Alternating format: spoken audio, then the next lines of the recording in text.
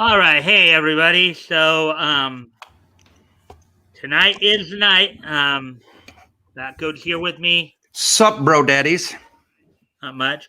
Well, I've got a lot to go over tonight, so we're going to get right into it. The first thing I'm going to do is I'm going to hand it over to Batgoat to let him do his thing with the lulls and whatever other announcements he would like to make, and then we're going to get right into the content here.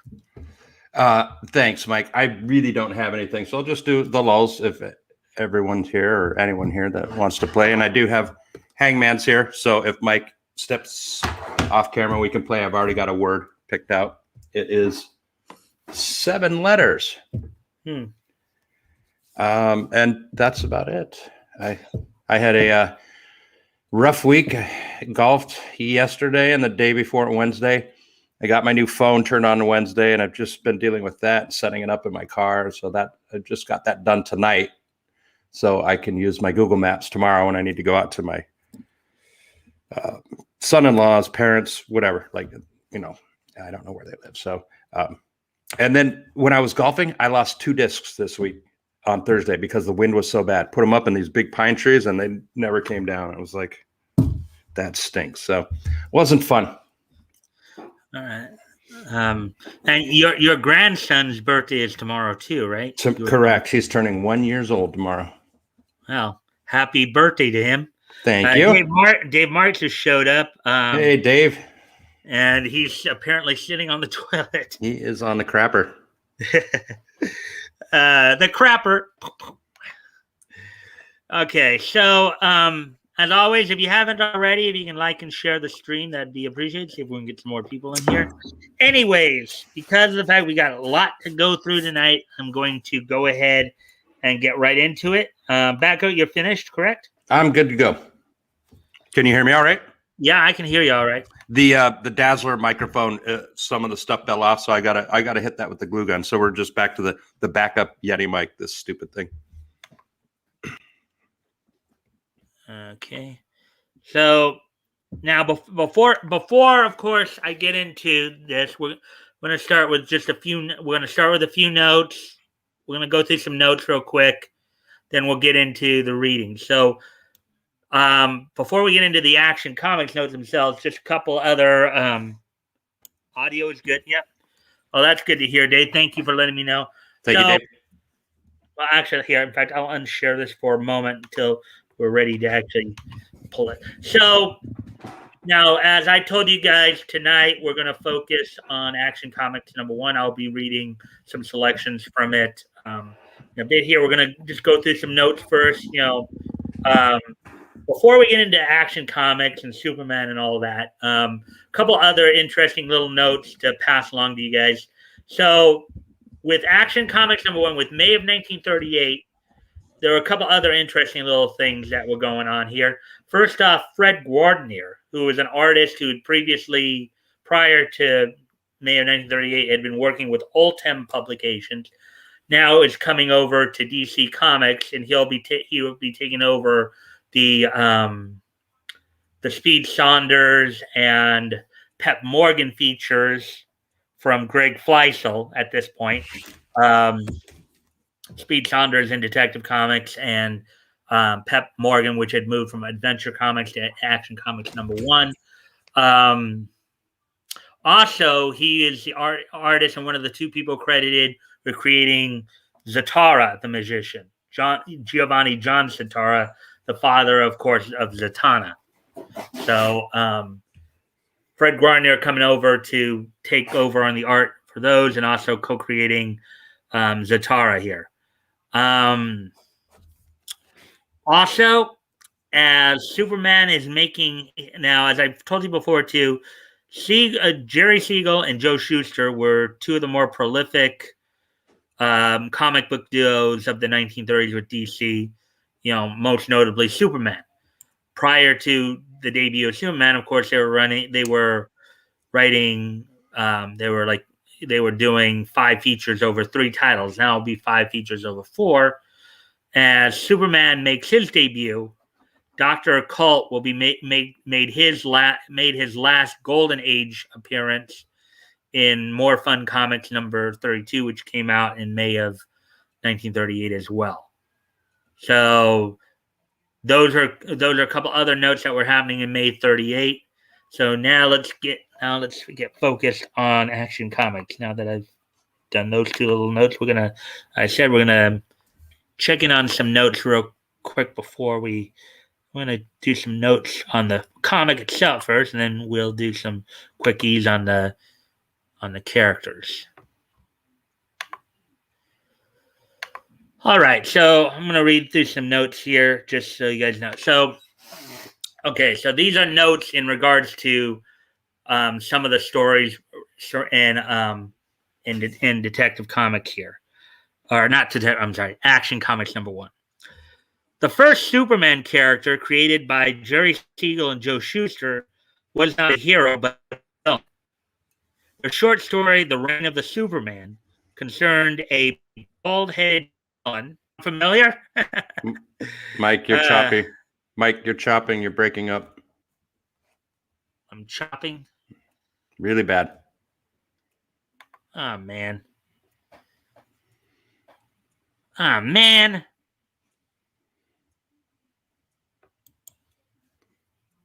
Seems okay now. Go ahead. All right. And I'm getting the signal. I'm looking at the StreamYard here. Okay. Now it's coming back up to fairly good. So, okay.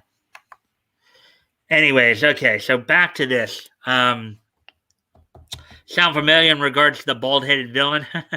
I didn't hear any of what you were reading. It was all choppy. Okay. The first Superman character created by Jerry Siegel and Joe Shuster was not a hero, but a villain.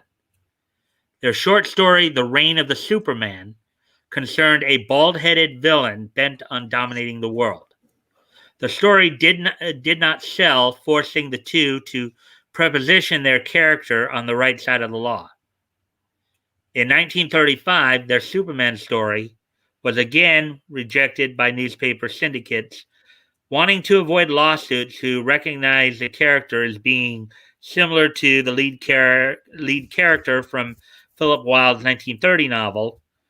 DC decided to take a chance with Superman, figuring if any lawsuits were filed, they would just drop the feature.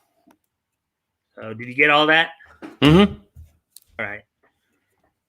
The revised Superman first appeared in Action Comics number 1, June 1938. Siegel and Shuster sold the rights to the company for $130. And you're going to get your inflation calculator out there, Batgoat? Yeah, 130 was it? Yeah, $130. And a contract to supply the publisher with material.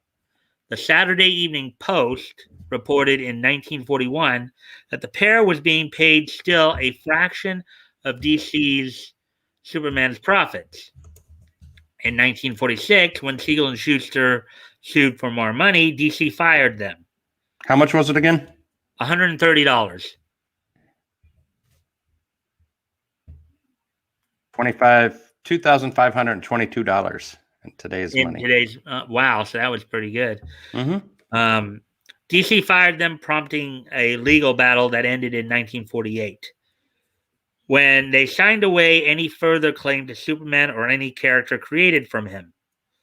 DC soon took their names off the byline following the huge financial success of Superman, the movie in 1978, and news reports of their pauper-like existences. Warner Communications gave Siegel and Shuster lifetime pensions of $35,000 per year and health care benefits. In addition, any media production which includes Superman character must include the credit Superman created by Jerry Siegel and Joe Shuster. Ever since 2013, Legal Rights Matters have amended the credits with an additional statement by special arrangement with the Jerry Siegel family. So, let's see. Then here's a couple other. The Pep Morgan by Greg Fleisel was last seen in More Fun Comics number 29, February 1938. This issue, Fred Gardner takes over as writer-artist, which is something I'd already talked about. Tex Thompson's last name was spelled Thompson. Yeah. So he's known as Thompson with a P, but initially they spelled it without the P here. And then these are just telling you when original price 10 cents in 2010. This issue sold for $1.5 million. Whoa. So yeah. That's righteous bucks. Now,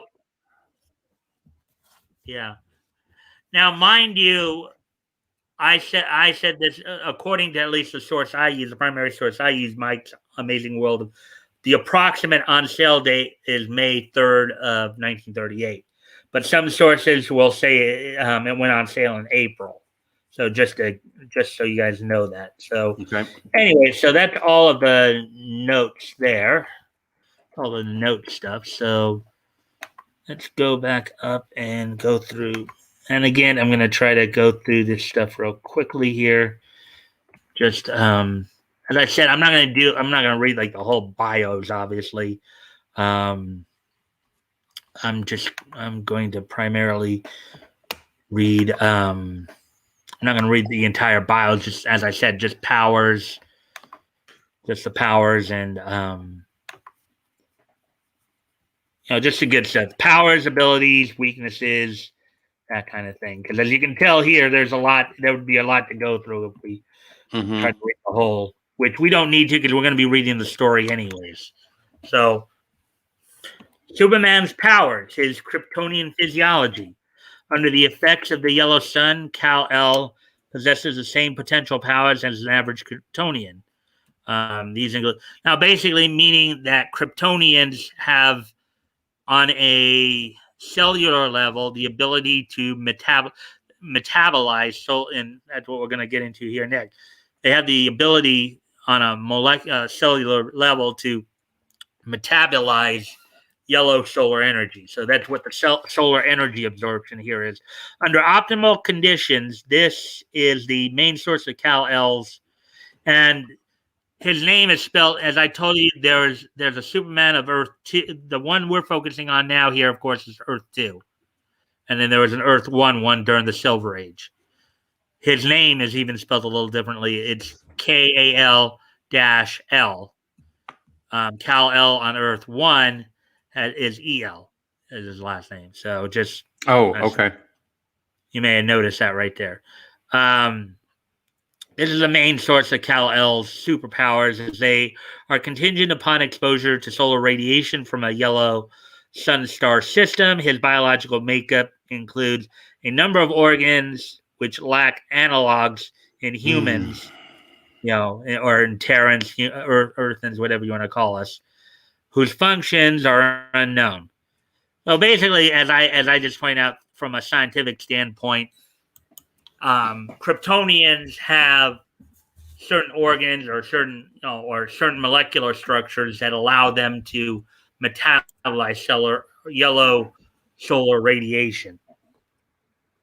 Okay, so heat vision, which is probably one of Superman's more well-known powers. Basically, he could fire beams of intense heat from his eyes. Super hearing, which is pretty self-explanatory. Enhanced vision. Kal-El's vision processes the entire electromagnetic spectrum, as well as allowing vast control over selective perception and focus. This umbrella ability includes the following: electromagnetic spectrum vision.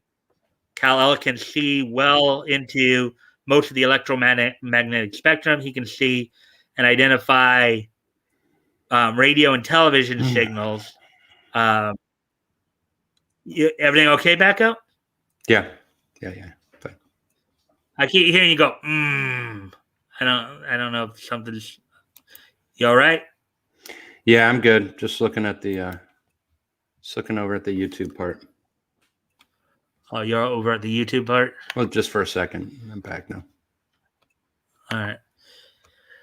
All right. So, so imagine this. One of the visions he has on the visual spectrum. We usually see it if you've ever watched a cartoon. Sometimes they'll show you in the cartoon the radio waves flowing across the sky. Mm-hmm. Okay. Now, in reality, nobody can actually see those waves, but in cartoons, they make them visible. Yeah. Well, what they're saying here, I believe, is Superman can actually see those waves, radio waves, and television waves, waves, in reality. He can actually see them. Using this ability, he can avoid detection by radar and satellite monitoring systems. This also allows him to see the aura generated by living things. Telescopic vision. Basically, everybody knows what X-ray vision and microscopic vision and infrared vision. Basically, I think most people do know about his telescopic and X-ray vision. That does get talked about a lot. Of course, with his X-ray vision, I guess as is the case, he just can't see through lead with his X-ray vision. And then microscopic vision and infrared vision are a little bit, which with his infrared vision allows him to be able to see in the dark. Light. All right. So now, for the most part, most people generally agree that most incarnations of Superman have the ability of full flight. Okay. But early on here, Oh wow. But early on here, there are some sources, one of them being JSA Fact Files. Hey, Mike. Yeah. The little psycho was here, and we went up to 10 dislikes, and he did his usual thing. I don't know what he said, and he retracted. And now all of a sudden, just right now, I see message deleted by the Google moderator team on both of his fake accounts. So they are obviously watching you, little psycho boy, you little weirdo. And now they're taking care of you. Fantastic. Thank you, Google. Yeah, I just hope that the numbers don't get screwed up because the dislikes are there. At least they're watching this little psycho attack you and me and everyone here. All right. Hopefully. Yeah, I think I've noticed too that they have been it does seem like they've been a bit more proactive lately. So with that, so I'm hoping I'll just have to wait and see. Anyways, okay, so let's get back to the fun stuff here. Yeah, because I'll be quite honest though, I just looked at the YouTube page, and I don't even see the comments or the message retractions. I didn't see what he said. Dave may have, because I was on StreamYards, but I saw that he had deleted his message like he always does, and then I'll put it this way. I don't see any sign of him or his messages on my YouTube screen. I do see the 10 dislikes, but I don't see any signs of him or his messages. So maybe they. Cool. Well, that's good. And according to Dave here, that's cool, Dave. Yeah. According to Dave here, he said he did not see it. I was playing. Okay. All right. Anyways, let's. Good story. I'll be right back, Mike. I'm going to get some coffee. All right. So, anyways, back to what I was talking about with the flight. Some sources say that some sources more early on were saying he didn't necessarily have full flight at the beginning. He had super leaping ability. He could leap an eighth of a mile. So, and I'd better hurry along here, but so basically, I think as I understand it from what I've researched a little bit about it, I think his the Earth 2 Superman gradually developed his powers over time. He didn't like like the difference between Earth 2 Superman, Earth 1 Superman. Earth 1 Superman, which was active during the Silver Age, that's the one who was one of the co-founders of the Justice League. He had his powers pretty much from birth, and they were pretty much at full capacity at, basically at, once he came to Earth. The Earth 2 Superman here, the one who was part of the Justice Society and active during the Golden Age, his powers seemed to develop more gradually. So he didn't have full flight at the beginning. He could leap 1/8 of a mile. And I think it eventually developed into full flight. So, invulnerability. Due to the interaction of his dense molecular structure and supercharged bioelectric aura, Kal-El is nigh invulnerable to extreme energy forces.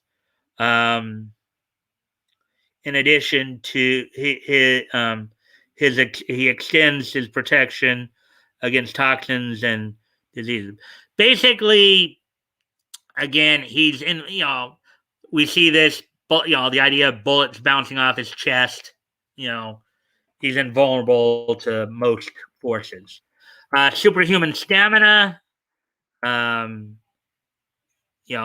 obviously some of this stuff we all know about: superhuman stamina, superhuman strength, superhuman speed, superhuman agility, and reflexes. In fact, one argument you could probably make is that the combination of his superhuman speed, superhuman agility, and super leaping ability, that combination of those three powers is what leads to his flight abilities as well. Super breath. We all know about his chill breath. Basically he can blow a cool air enough to freeze things. Longevity, of course, as I said, due to his Kryptonian physiology and his molecular ability to metabolize yellow solar energy, it also makes him age much slower than most of us here on Earth. Super disguise, and we'll see one of the stories here. Now some people, there are some indications he may have only used this really once, but the super disguise one is essentially he could quite literally mold his face into any form he wants. He could actually take his hands and sit there and mold his face into. That's what this super disguise is. Sound manipulation. Superman can emit a supersonic whistle so high in pitch that humans can hear it, but strong enough to destroy tower. Telepathy, enhanced sense of touch. Again, he has super senses. We all know that. Time travel. Basically, he can, by flying or running faster than the speed of light, he can break through the time barrier. Abilities. These are slightly different. These are not powers. These are journalism. We know as Clark Kent, he's a reporter. On Earth 2, he eventually became editor-in-chief. Science, obviously Kryptonians have a higher intellect than Terrans or Earth people. Experienced combatant and super ventriloquism. Weaknesses: vulnerability to kryptonite. Now, the reason they say formally here, and it says in here, first off, as I told you, because of the different universes. So Earth 2 Superman, he's vulnerable to Earth 2 kryptonite, but not kryptonite from other Earths. Okay, and that goes the same for any and all Superman on any Earth. Like Earth 1 Superman, he's only vulnerable to Earth 1 kryptonite. He's not vulnerable to Earth 2 or Earth 3 kryptonite or anything like that. Just and then according to this, on Earth 2, all kryptonite was I guess eliminated from existence or something like that. So vulnerability to magic, we've seen that in a few of the stories.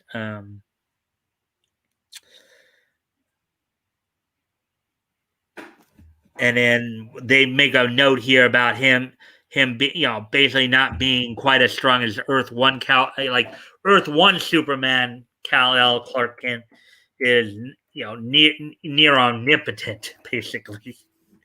His powers, as I said, they were fully developed right from go. And then paraphernalia here, his costume is made of a certain material. I'm not going to go through all the notes here. Crypto ray gun.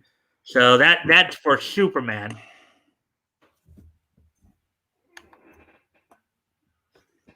So now we're going to go down.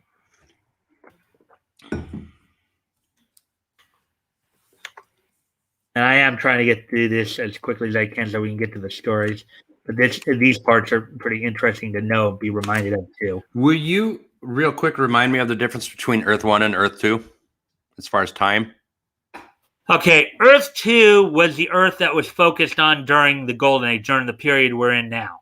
Okay. Basically from when DC started in like 1935 to like 1955. Earth 1 was the Earth that focused on the Silver Age comic. So, to give some more broader examples, for example, so the main superhero team on Earth 2 was the Justice Society. Whereas on Earth 1, it's the one that we're probably more familiar with, the Justice League. Okay? Among some of the different characters include, so the Flash of Earth 2 was Jay Garrick. The Flash of Earth 1 was Barry Allen. Okay. Okay, Green Lantern, Earth 2's Green Lantern was Alan Scott. Earth 1's Green Lantern was Hal Jordan. So basically, most of the characters that like you and I, our generation, kind of grew up with, and afterwards, as you know, those characters were all from Earth 1. Okay, those who are a little bit older than us, those are probably in their like 60s and 70s, like mid 60s. Those who would be considered retirement age. They probably grew up more with the Earth 2 versions of the characters. Okay, so does that all kind of make sense? You kind of understand? Yeah. All right. Hey, Robert, welcome to the stream. As always, if you guys can help out by liking and sharing the stream, then we can get some more people in here. That'd be appreciated. Yeah. So, anyways, so now moving on to Zatara, the magician, Giovanni John Zatara. We're going to do Tigress too, because this one will go quicker. Not as much information here, but just we'll be able to go through it a little quicker here. Okay, so powers and abilities of Zatara, astral projection. That's basically the ability to like send your soul out of your body. That's what astral projection is. It's basically being able to send like I could sit here, right? My body would still be sitting. If I had the ability to astral project myself, my soul, my spirit would leave my body, be able to travel around. That's what astral projection is. Yeah. Speaking Robert Roberts is here talking about Scientology. I believe he's joking. He does that all the time. But you're talking about astral projection. Remember that one fruitcake named Shirley MacLaine? She claimed she could do that. She was a big Scientologist. They made a movie about her called Out on a Limb, where she was talking about leaving her body. Yeah. So Dave March just said Superman is OP. I don't know what he means by OP, but overpowered. Well, the Earth 1 Superman was not this one, not in comparison. The Earth 1 Superman. Earth 2 Superman is more realistic, like, well, not realistic, but like more like a man, right? Well, yeah, I guess you could make that argument. So anyway, so back to Zatara here. Zatara also had legitimate sorcery ability here. Zatara's spell casting involves him, generally speaking, his incantations backwards. For example, saying Tegroth would cause the target to forget something. The limits of Zatara's powers are unknown. So he had legitimate sorcery, and the way he would be able to access his sorcery is by speaking his would be speaking his spells backwards, like Nuad Tis. You know what that is? Mm-mm. Nuad Tis. Sit down. Yep. So that's how he would do it, and then Zatara could read minds. He has the power of telepathy as well. Abilities. Prestidigitation. Now, for those who might not know what the word prestidigitation means, it's basically just a fancy word for stage magic, sleight of hand. The old like pulling the rabbit out of the hat bit, Mm-hmm. pulling a card up out of your sleeve. That's what prestidigitation is, sleight of hand. Just a fancy word for stage magic. And then, as with a lot of heroes, he has, of course, basic hand-to-hand combat ability. He could basically handle himself in a fist fight if he needed to. His weaknesses. Speech. Zatara must be able to speak his spells out loud for them to work. If he is gagged or otherwise unable to speak, he cannot use magic. Obviously, yeah, in order to, and that would be the case with most sorcerers. Mm-hmm. Mnemonic incantation. Zatara is also limited by the time it takes for him to say the spell, including figuring out how to pronounce the phrase in backspeech, which I could just see being a big headache. Zatara once was unable to perform magic due to temporary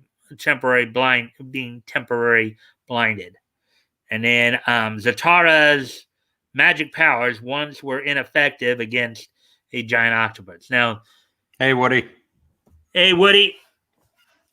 Hopefully you guys are enjoying this. That's why I will be reading them soon enough. I'm just going through some quick notes here. If you haven't already, if you guys can like and share the stream to see if we can get some more positive people in here, that would help very much. Hey, Woody. Let's see. Dave, my fellow Tagakians. So, and we got 5 people watching, so that's good. That's a good number. Notes, just some quick notes here.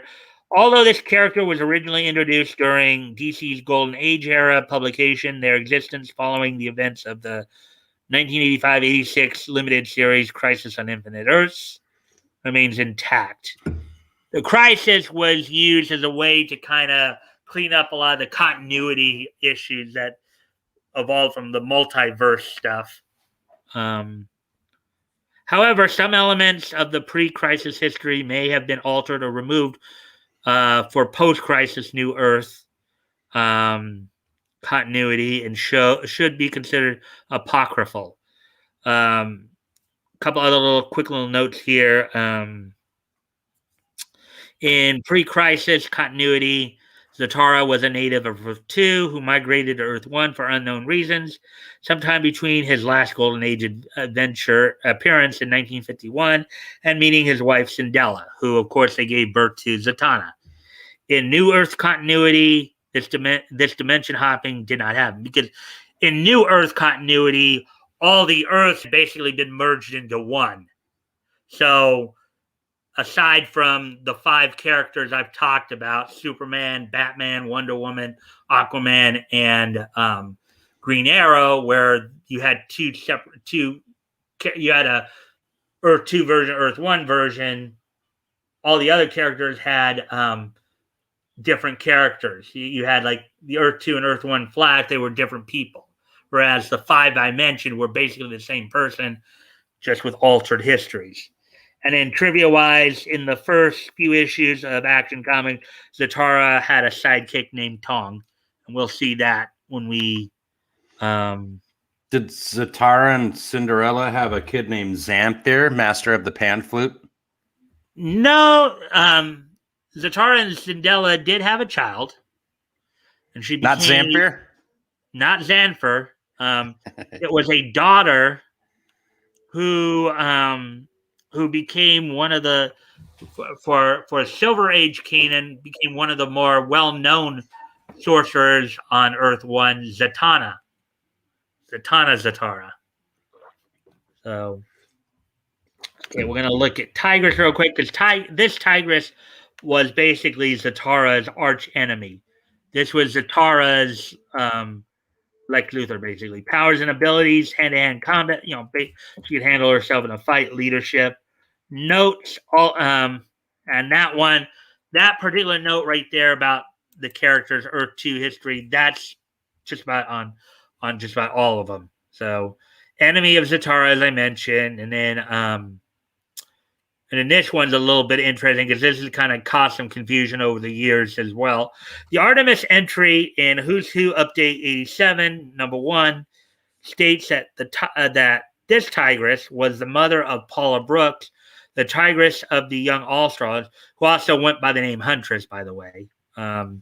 However, the appendix in Who's Who Update 87, number 5, corrects this statement and clarifies that the Zatara foe was unrelated to Paula Brooks or her daughter Artemis Croc.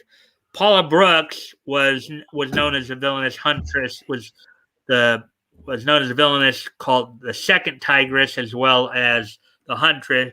She would eventually marry the Sportsmaster, who was a Green Lantern foe, and then they would give birth to that's the Golden Age Green Lantern, Alan Scott, by the way. But anyway, so that, and then one more set of notes here, and then we will get into the actual stories. I get through this. So is the signal still working? The signal's still working, right, Batgoat? Seems fine. Doing great right now. Not since the one. That was it. All right. So here we go. Tex Thompson. Now, Tex Thompson is interesting because he had 3 very distinct parts of his career. He had this first part of his career where he was kind of more of a plainclothes adventurer, and then, in fact, I'll just read. Harold Tex Thompson was an international adventurer, then a mass vigilante, then a spy. He was one of a few of American mystery men. Remember, mystery men is what they called the costumed heroes at that time. Okay. Active in the European theater, operating as Mr. America. Well, he didn't operate as Mr. America in Europe. It was later the Americommando. When he went to Europe, he was the Americommando here. After the war, he founded the commercial superhero team, the Hero Hotline. So let's see, powers and abilities, paraphernalia, all that. So let's get to that part here. Abilities, acting. He was an infiltration agent posing as a Gestapo officer. So basically, during his time as Americommando, one of his assignments, he was basically acting as a spy in the German camp as Hauptmann Otto Reicher. Equestrianism, which is a fancy way of saying he was a good horse rider. Thompson was a rancher before being a mystery man. Espionage, that's a fancy word for spy. Hand-to-hand combat, he was basically he could handle himself in a fight. Multilingualism, basically he had, as part of his assignment as Americommando, he had to learn to speak German, obviously. Weaponry, of course, being a cowboy, I believe he was known for being a bit of a marksman, as well as, and during his time as Mr. America, he would use a whip, which we'll get. Gadgetry. In the early 1940s, Tex Thompson invented a flying carpet, which was basically his cape. Transportation, magic carpet, cape, weapon. One of his weapons of choice here was a bullwhip. So let's see. Magic carpet ride. Yep. And then here's, of course, I already talked a little bit about his name, how it's spelled. Initially, it was spelled without the P, and then later changed to being a P.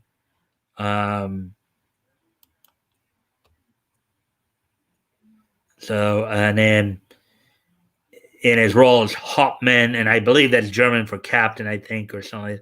Otto Riker Thompson wore a monocle. The fake identity came to an end, and of course, during each of these three distinct periods of his career, he had his own arch foe during each period, and we will get to that starting next time when we next get into DC Comics. Not this time around, but when we hit it up later on in Action Comics number 2. We get to that. So, anyways, with that, let's go ahead and let me track down the actual comic now so we can get started reading.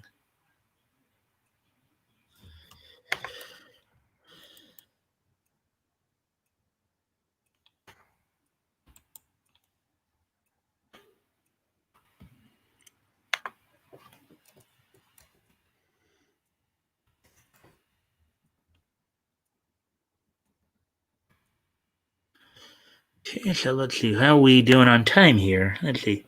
Oh, so it took me just under 41 minutes to get through all that. All right, so I think I'll still, because I had only planned 3 stories, even though they are pretty lengthy stories. I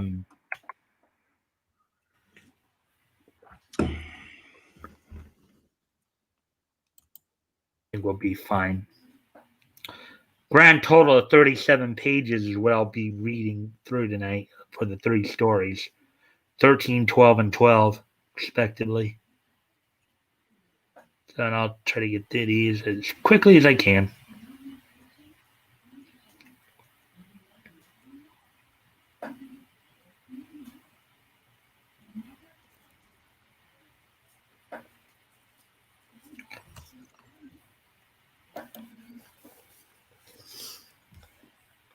See, look at how many. This is what they call Volume 1 of Action Comics, by the way.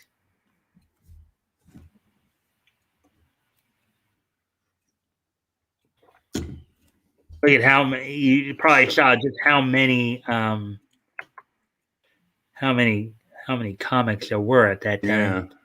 Yeah. How many issues it ran? I mean, it ran for over 900 issues. So, all right. So here, of course, is the iconic cover that we've been talking about here. Superman lifting the car, smashing the car into the brick right there. Look, all the gangsters running away there. There's a tire going flying off. He's a car hucking bully. He is just throwing cars around all nimbly bimbly. And see how they drew the costume right there? Yep. The yellow shield with the red S in it. The S looks way different. Yeah, than it does nowadays. Yeah, or what most people see now or know of now. So this is a cinch.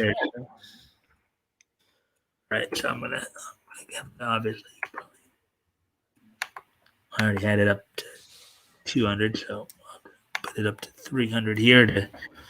All right, so here we go. Superman by Jerome Siegel and Joe Shuster.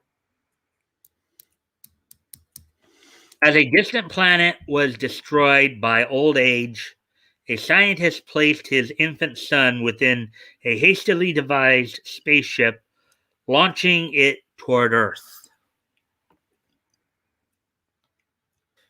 Now, one of the other differences here, of course, was that the Earth 2 Superman did not have Adventures of Superboy. Superboy was an Earth 1 novelty originally. Okay. When the vehicle landed on Earth, a passing motorist, discovering the sleeping babe within, turned the child over to the orphanage.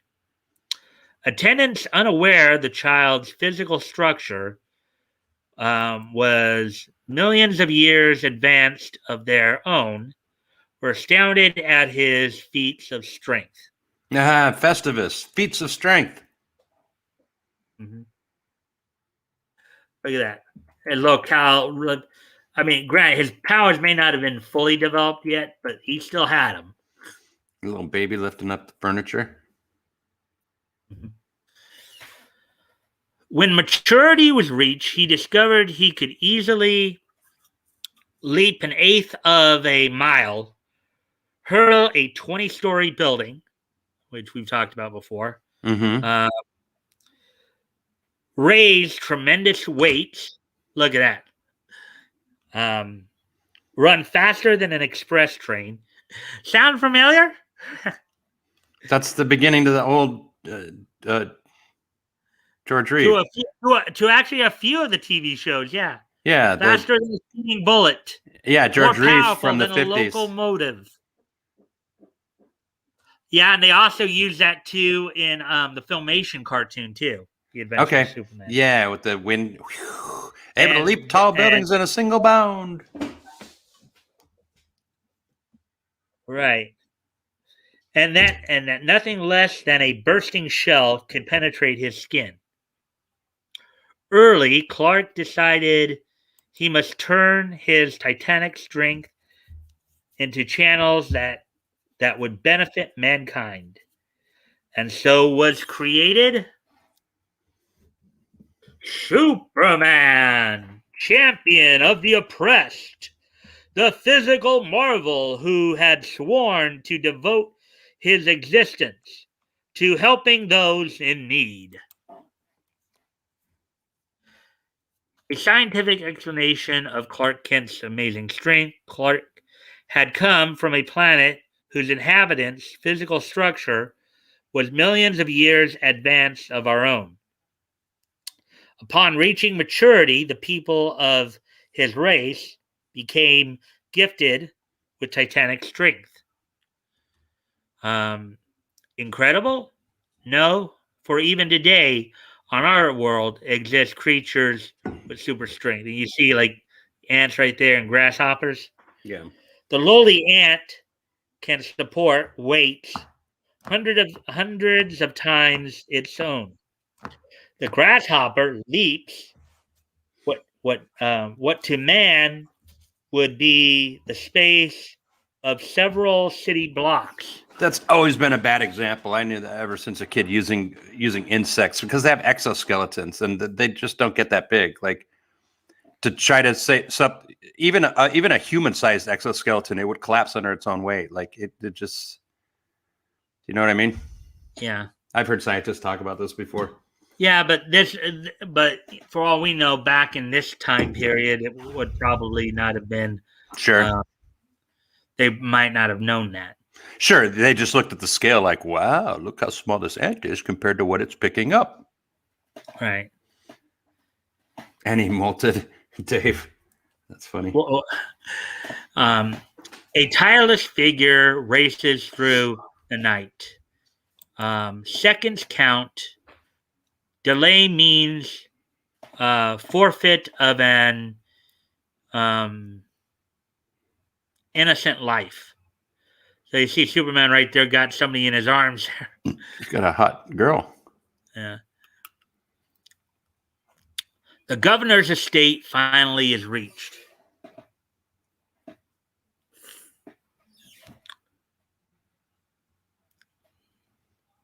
Make yourself comfortable. I haven't time to attend to it. He's saying, I'll be back for you later, babe. Just stay right there tied up. What do you mean by knocking? What do you mean by knocking this hour of the night?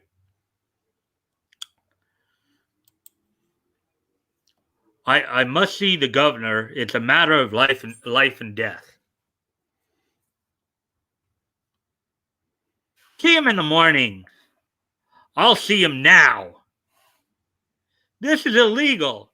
This is illegal entry. I'll have you arrested. Answer my question. Are you going to take me to the governor?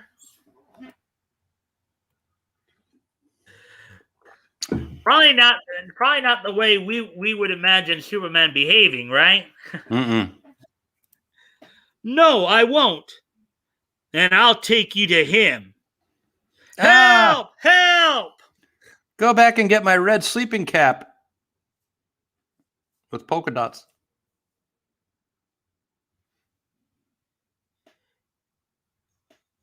Yes, this is the governor's sleeping room.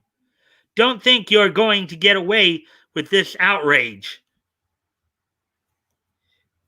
It's locked. Yes, and made of steel. Try and knock this door down. Ha You see in the next panel right there? ha. Short work for Superman.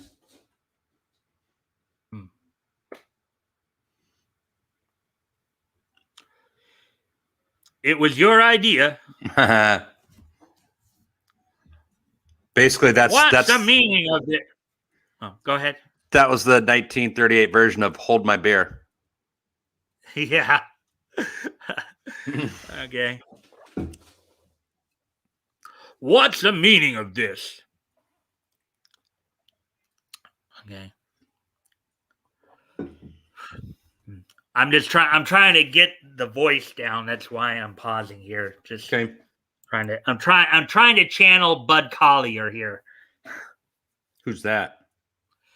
He was the voice of Superman in the Fleischer cartoons and in the Filmation cartoons. Okay.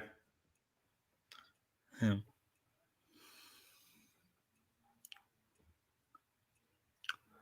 Evelyn Curry is to be electrocuted in 15 minutes for murder. I have proof here of her innocence. A signed confession.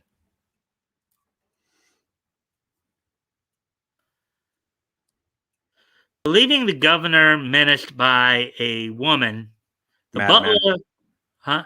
Madman. Oh, by a madman. Okay. Believing the governor menaced by a madman, the butler produces a concealed weapon. Read for the ceiling, quick. Put that toy away. I warn you, take another step and I'll shoot. And we see him shooting there. Mm-hmm. The bullet ricochets off Superman's tough skin. Oops.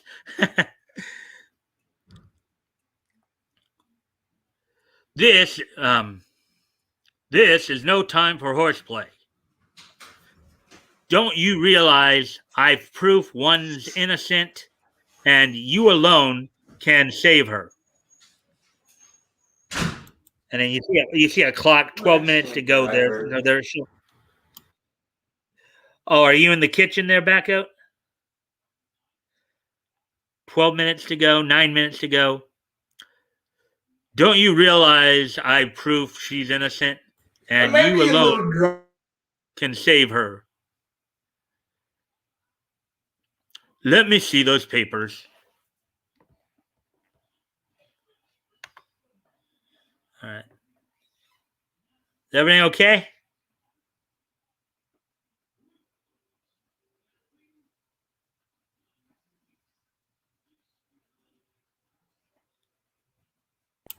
Yeah, Mike, go ahead. Keep going. Okay. I lost you there for a moment. I was wondering what was going on there. So, anyways, let me see those papers. Hurry, connect me with the penitentiary. Stop! The governor has pardoned her.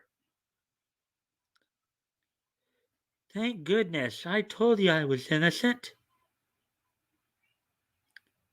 He's gone, disappeared. Yes, but here's a note he left, sir. You'll find the real murderess found and delivered on the lawn of your estate.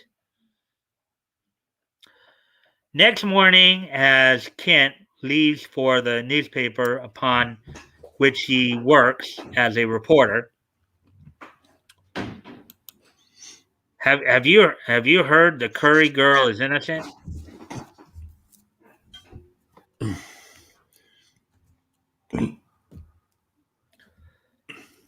Let's see that. Let's see the paper.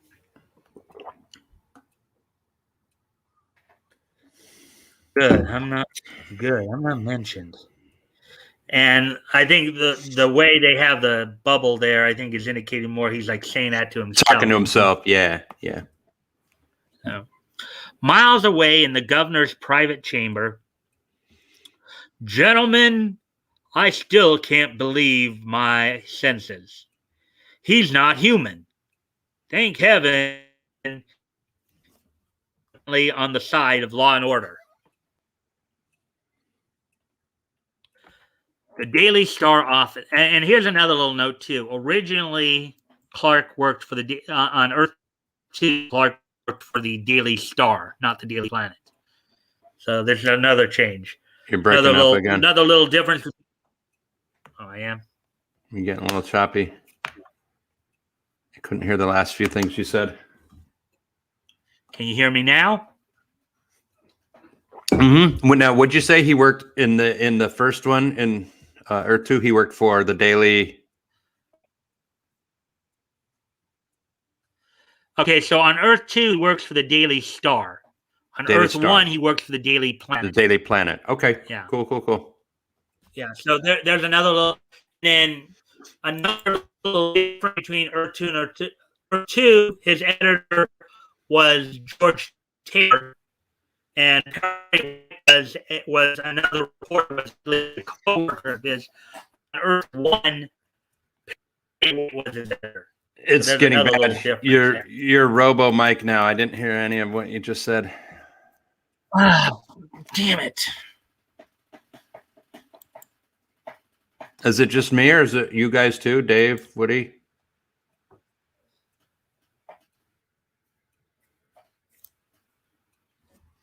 Looks pretty choppy to me.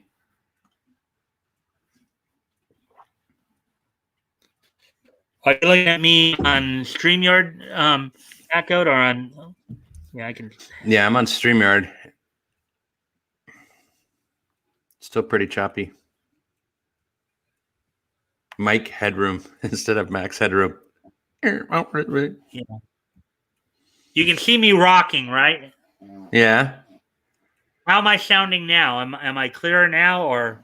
Yeah, it's okay now. All right. So yeah, I'm looking over at the YouTube screen, and okay, now it should be better because I just saw the signal indicator disappear again. So that should mean that I should be okay now, right? It's good again. Keep going. All right. So here we go. You're at 58 minutes right now, Mike.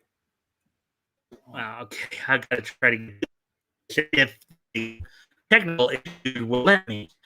And yeah, they're back now. You're roboing again. You heard every.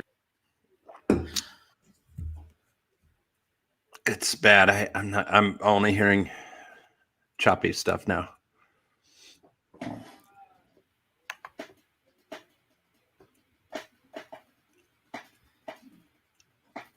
How am I now? It's okay now. All right. You wanted to see me? Yes, be seated. Did you ever hear of Superman? What?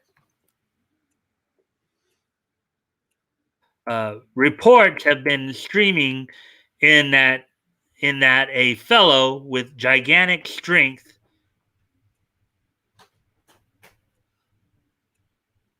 all right. We got a little tremor going on here where I'm at right now. Really? Yeah. You having a little earthquake? Remember this? Yeah. Well, I wouldn't say it's an earthquake, but we just had a bit of a tremor just now. It is too an earthquake. I grew up there. I remember those things. It's funny telling people in the Midwest what earthquakes are like, and they have no idea. Well, I just felt one as we were doing this. So I remember when I was really little, when we were out in a playground, and like the grass looked like it was waves. It was moving up and down. It was so cool. It was a little one. Well, anyways, I'm going to continue on here. Reports have been streaming in that a fellow with gigantic strength named Superman actually exists. I'm making it your steady assignment to cover these reports. Think you can handle it, Kent? Listen, Chief. If I can't find out anything about this Superman, no one can. I'm Kent, and I like to beat up on cars. Woody said something really funny. He said, "See, they had streaming back then because Well, reports have been I think streaming in." yeah. He's making it Well, funny. yeah. I think the term was used a little differently. I think Yeah, no, he knows. He knows. He's joking for sure. Yeah. They didn't have internet back then, so it wasn't like the streaming No, we know of today. correct. Oh, yeah. Remember though, as we've talked about before, they used different, wording and all that was used differently back then. Mm-hmm. Leto, hey Leto, good to see you. Hurry, Kent! A phone tip: wife beating at 211 Court Avenue. I'm on my way.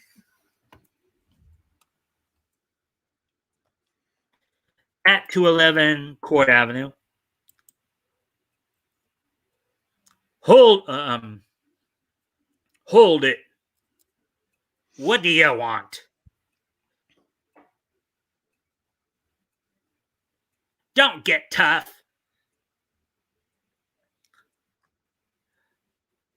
Tough is putting it mildly. The treatment you're going to get. Putting mildly, the treatment you're going to get. You're right, not Leto, fighting a woman now. Hope you enjoy the content. Ask for it. With a sharp snap blade, with a sharp snap, the blade breaks upon Superman's tough skin.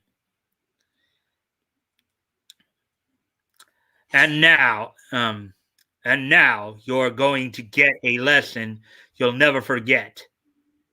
Fainted.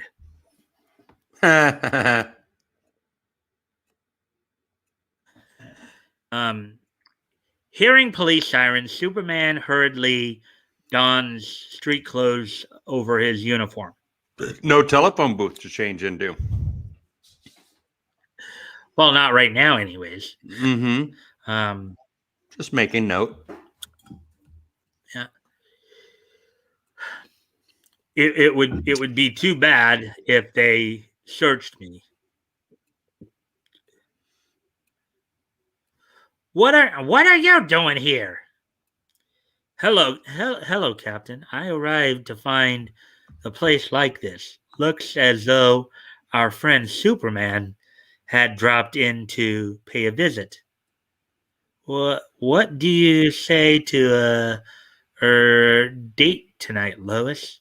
Later. I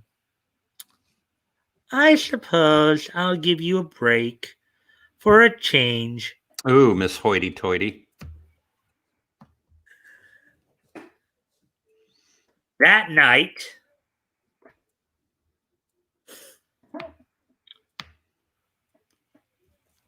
why is it you always avoid me at the office?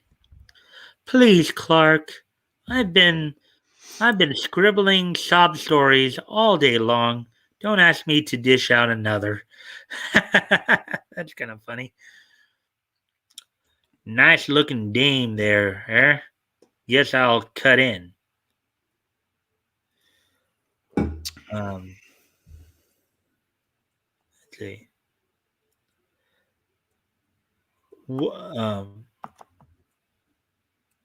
Wait, Butch. Suppose her escort don't like it. So what? If he gets nasty, I'll push his face in. This is going to be good.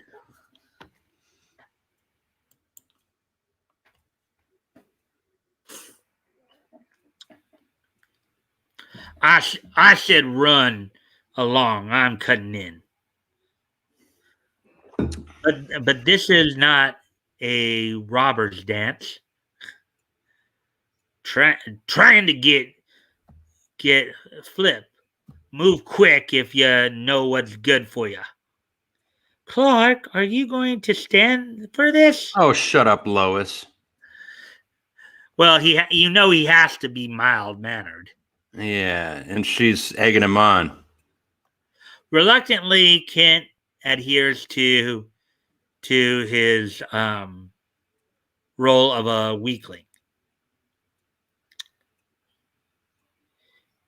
Be reasonable, Lois. Sorry. Be reasonable, Lois. Dance with the fellow, and then we'll leave right away. You can stay and dance with him if you wish, but I'm leaving now. I'm leaving now. You go, girl.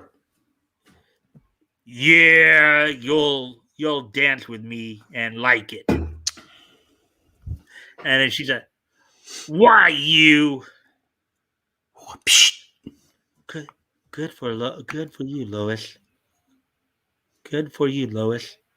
Lois, don't. Lois, don't." Charlie Murphy, what do the 5 fingers say to the face?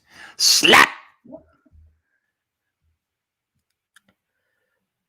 Fight, you weak-livered polecat. Really, I have no desire to do so. Wait, Lois. But Lois, you asked me earlier in the evening why I avoid you. I'll tell you. I'll tell you why now. Because you're a spineless, unbearable coward. Dang. You know what? Get to stepping, Lois. We'll see you later. And think of it. She will eventually marry this man. I know, but right now she's a bee. Yeah.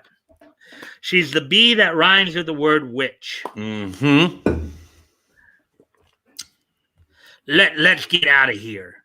I'll show that skirt she can't make a fool out of Butch Matson. Skirt. A few minutes later, a hidden figure observes Butch and his fellow hoodlums leave the roadhouse. Butch forces Lois's taxi into a ditch. Okay. Pull over there. Let me go. Get in that car and shut up. Wow, Butch. All right. Into kidnapping and rape, are you? I guess no one will mess with Butch.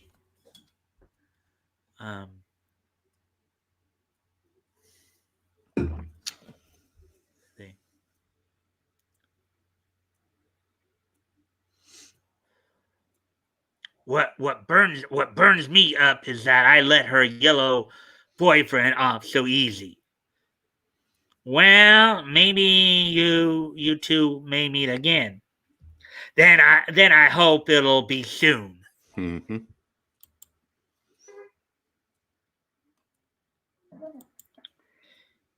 Hey, watch out! Someone's standing. Oh wait. Hey, watch out! Someone's standing in the road ahead of us. Ha ha! Watch! Ha ha! Watch me scare him out of his wits. Look out! Look out! You'll hit him. Superman hurdles the oncoming auto. Look at that. Butch, step on the gas. He's chasing after us. It's the devil himself. Butch's car leaps forward like a released rocket, but is easily overtaken by Superman using his super speed. Here we go. Yow! Time to beat up some cars. That's what Clark does best. The occupants of the car are shaken out. And look, here's there it is. There it is. The car bully himself. Next, Superman overtakes Butch in one spring. And the car itself smashed to bits. Stupid green car, take this and that. That looks like the car we saw a couple weeks ago when we on the Radio Squad issue. Yeah, the cop car. Yeah. Just a minute, Butch. Do you mind? This will take but a few seconds. Wow, it looks like he's kind of up there, doesn't it? Get me down off of here. Oh, okay, I'll cut you loose. Don't! You needn't be afraid of me. I won't harm you. Let's see. Ooh, you're so much better than Clark. He's got glasses. I hate him. Bearing Lois in his arms, Superman heads toward the city. Leto. What do you say? Leto made it funny. Fast forward. God punishes Superman with a gay son.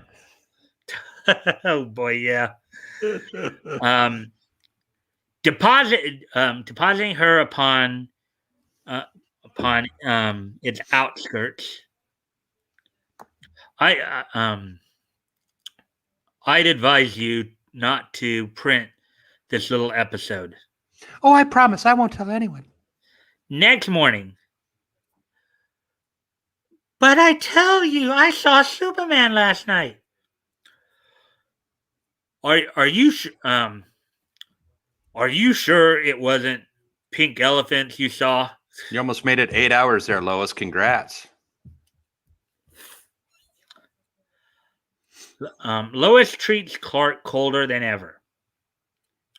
I'm sorry, Hey, RJ. I'm sorry about last night. Please don't be angry with me. RJ's here, Mike. Hey, RJ. Yeah, I heard you. I heard you back. Hey, RJ. We're into the reading part. We're right now we're reading through Superman here, so hopefully you're enjoying it. Do you like my little asides as Lois, or is that taking away? Let's see now. Smashes a skull. It's what you wanted, Lois. This is how you get your kicks. Get in the car, Dave. Marks. That's funny.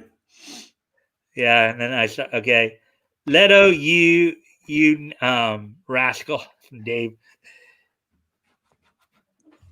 This has been great.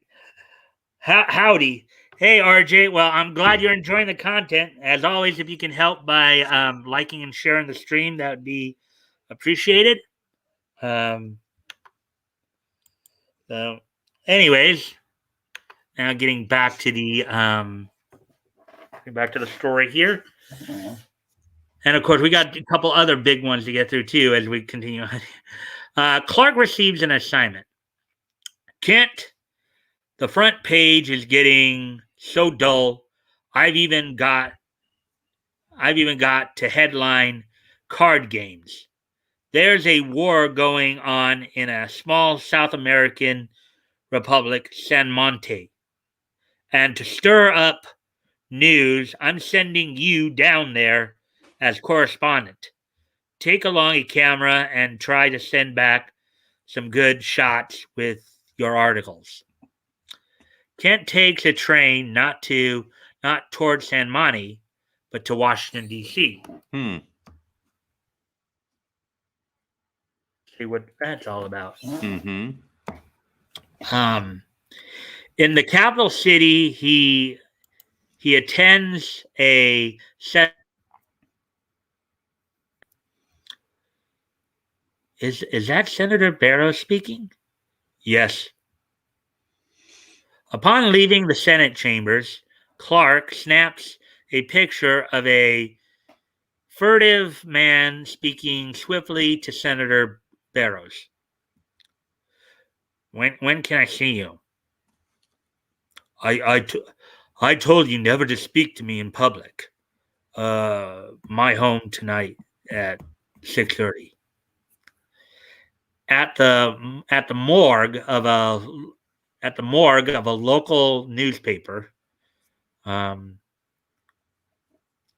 Who's the chap speaking to Senator Barrows? Why, that's Alex Greer, the slickest lobbyist in Washington. No one knows what interests back him. Lobbyist. Boo. And there were more of them back in these days. This was a time when they were when there was a lot more of that stuff going on. It seemed like. Yeah, they're still doing their part to ruin America. Yeah. Anyways, 8:30 p.m. outside Senator Barrow's residence, an eavesdropper listening in on an interesting conversation. I've told you to avoid me in public. What would people think if they knew I had anything to do with you? Quit split. Splittering. Quit splittering. Sputtering. Quit sputtering. I had to see you. Tell me, do you think you'll succeed in rushing the bill through? No, here's a ton more cash.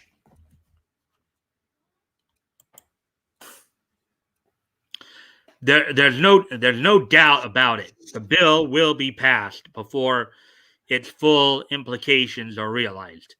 Before any remedial steps can be taken, our country will be embroiled with Europe. Ah.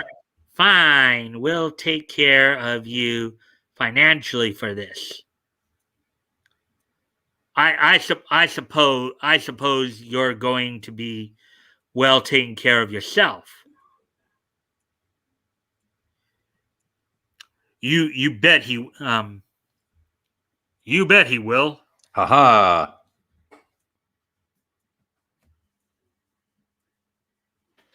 Upon leaving Barrows, Greer is confronted by Superman. Mm-hmm. Who is behind you in corrupting Senator Barrows? I don't know what you're talking about. So you're one of these silent men, huh? We'll see whether you'll talk. Let go of my hand.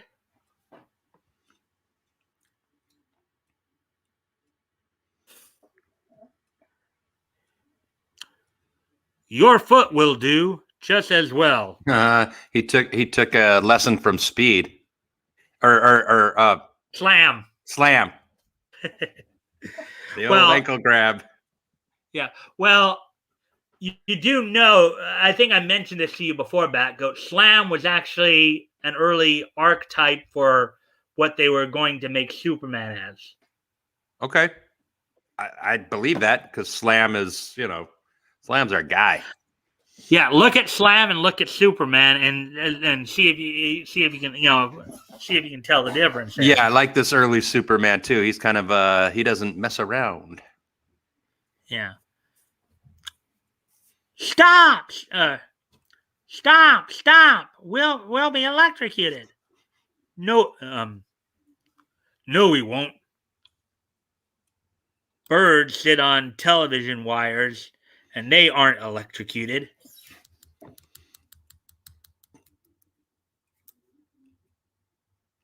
Which is true.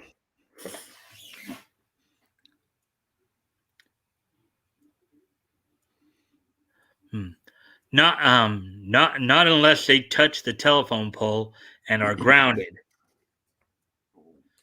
Oops. Almost touched that pole. Yeow! Look, the Capitol. Let's pay a visit. Take me down! Hope everybody's enjoying the voices I'm doing. Yeah, doing good. Dave just made it funny. He said, "How do you sue Superman? Asking for a friend. Do you send a summons to the fortress?" The Fortress is another interesting point on that. The Fortress of Solitude. Another thing that's more Earth 1. I don't think he had a Fortress of Solitude on Earth 2. Okay. So there's no suing him right now, Dave. What a magnificent view. Help! Help! I I I wonder if we could jump all the way to that building. No, don't! Despite Greer's frenzied protest, Superman leaps out into the night. Miss, doggone it. And so begins the startling adventures of the most sensational strip character of all time, Superman. A physical marvel, a mental wonder. Superman is destined to reshape the identity of a world. Dun dun dun dun dun dun dun dun dun dun. If only they really knew how true that was. Yep. Only in Action Comics can you thrill at the daring deeds of this superb creation. Don't miss an issue. They're just jazzing it up like anyone would with a new property. But yes, like you're saying, so prophetic as like he's going to be the guy that the whole world will look to. Yeah, he will become an icon for the world. Now, what I'm going to do, Batgoat, I know we usually try to keep it 2 hours. If you don't mind sticking around a little longer tonight, due to the fact that this is a special issue, I may decide to run beyond the 2-hour mark tonight because of the importance of this issue. Okay. So will you be willing to stick with you? I know Nick's got something planned where he's going to be with Ty tonight, but if you guys will stick around, we'll get through these 3 stories. Okay. I'll be probably getting more coffee then getting up and leaving. So just keep going if I walk away. All right. So hopefully everybody will stick around because I know we're coming up on an hour and a half already. So 1:20. Yeah. Yeah. So, but I want to get through all 3 of these stories. So, and for those of you who came in a little late, if you want to go back and get a little more background information on some of these characters, I did that earlier in the stream. So if you want to go back and learn a little bit more about some of these characters, some of their powers and stuff like that.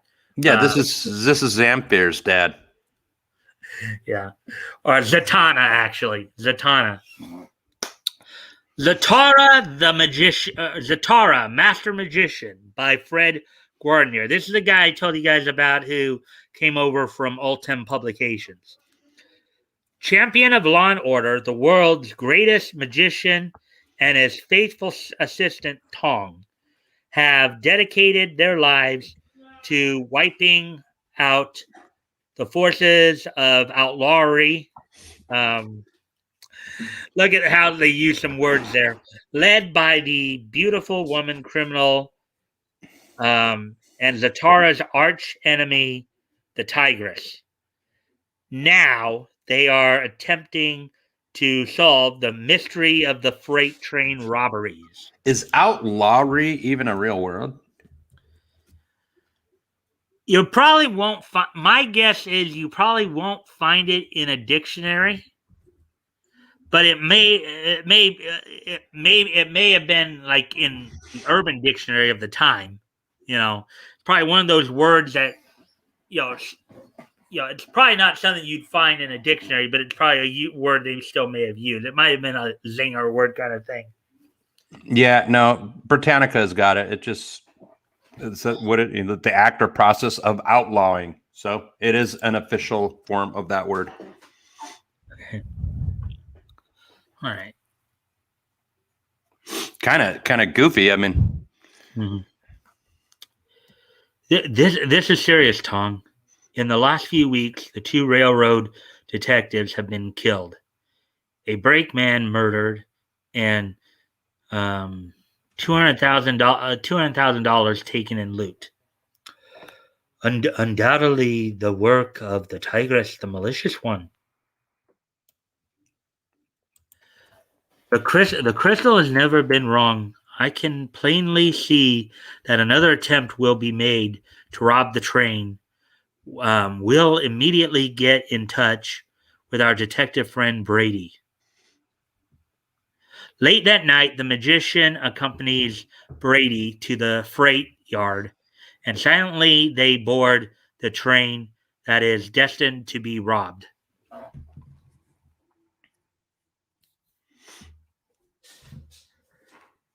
The train speeds off into the night, Brady making his way down the catwalk, crouches low as the train enters the tunnel. So there you see Brady crouching down right there. Mm-hmm. And behind him there's Zatara and Tong. Merging on the other side of the tunnel, the figure of a man whom Zatara and others believe to be Brady beckons them to follow.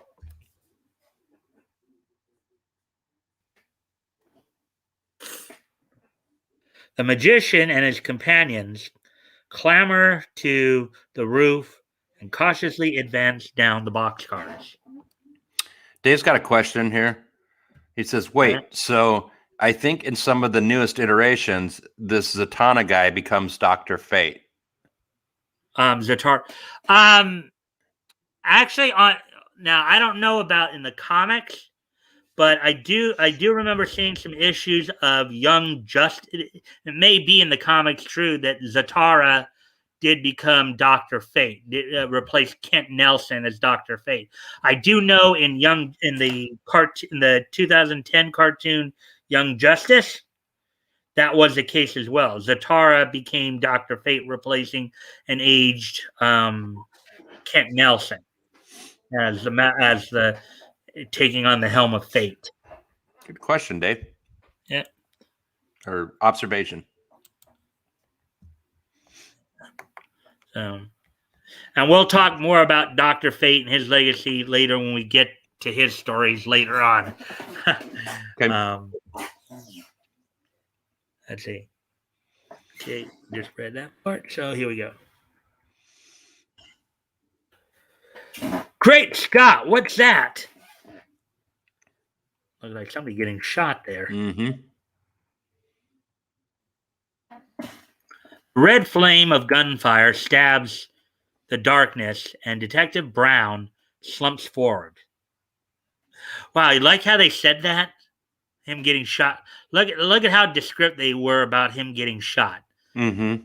The red flame of gunfire stabs the darkness, and Detective Brown slumps forward. Pretty descriptive. Yeah. You wouldn't find that in the writing of today, would you? No. And is saved from certain death by a quick movement of the powerful Tong. Look, Tong catches him as he falls. Good Lord, you don't want to fall off that train. Getting shot. What's that? But falling off a train. Ooh.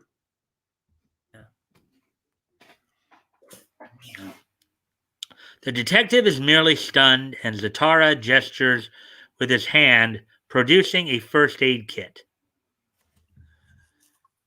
The magician races forward to investigate.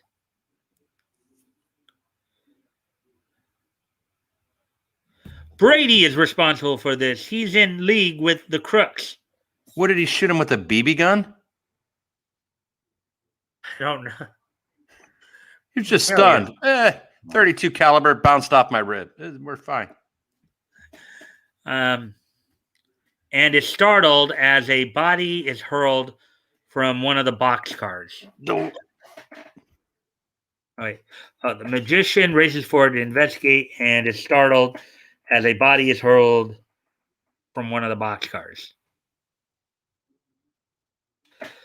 The figure of a woman stealthily creeps up behind Zatara. It is the Tigress. Look at her right there. Mm-hmm. And Dan and everything. The Tigress attacks.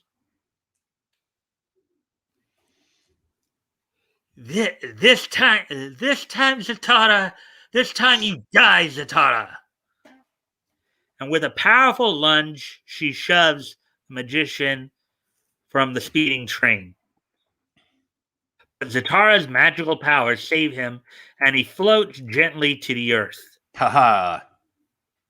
And lands softly in the underbrush along the tracks. You dizzy broad. I'm Zatara. The train rushes off into the night, and the magician, making his way back along the tracks, comes upon the body of Brady. If Brady was crooked, he certainly paid the penalty. Meanwhile, Tong succeeds in warning the engineer, and the train grinds to a halt. The state police hurry to investigate this latest outrage. But Captain Kennedy, I'm sure Brady wasn't connected with this mob. I'm sorry, Zatara, but the facts indicate that Brady was guilty. Several hours later, let's take a look at these cars. We may find something. Very good, Master. Well, it's so funny, Batgoat. Dave made it funny. Literal magic powers conjures band-aids. Yeah, good call. But remember, he only got shot with a BB gun, so. Look, a chalk mark. And this is the car from which Brady was thrown to his death.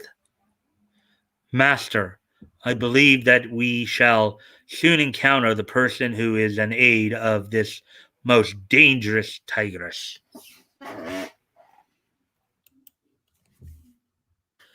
Back in the freight yard, Zatara happens to meet Babcock, the train inspector. Listen, fella, I wouldn't be surprised if you were in on this just as much as Brady was.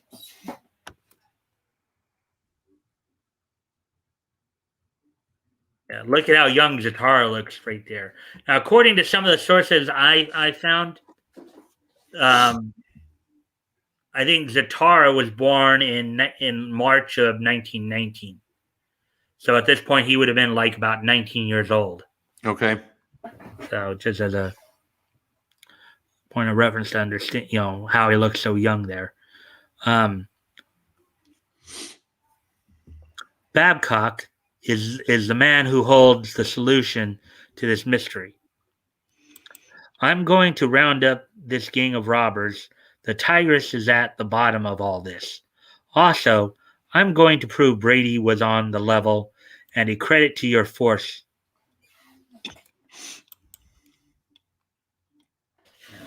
Captain, the train leaves at midnight, and I have a plan that may snare the Tigress. Let's see.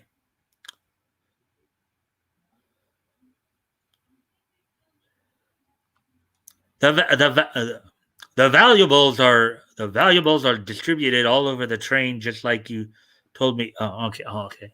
Told you to do, mister. That's fine. Trying to figure out. Okay, there's Tong. I'm trying to make sure that wasn't Tong right there. Master, I saw many evil-looking men go into a shack back there. Now, here's something. Now, remember this as her certain historical context here. But I think if SJWs were to see Tong here, they'd start screaming some kind of SJW nonsense about him. Of course. I'll go down and take a look at them. Meanwhile, Tong, you go ahead and help Captain Kennedy with those boxes. They're the crooks, all right.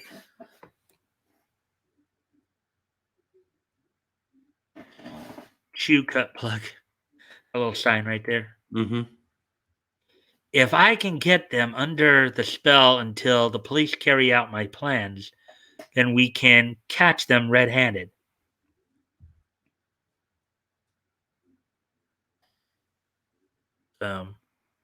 Zatara burst in on the group and cast a hypnotic spell over the thugs.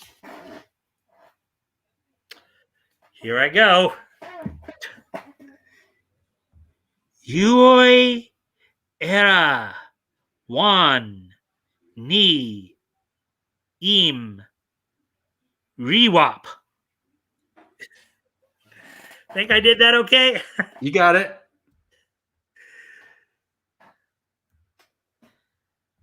That's that. Now to find the tigress.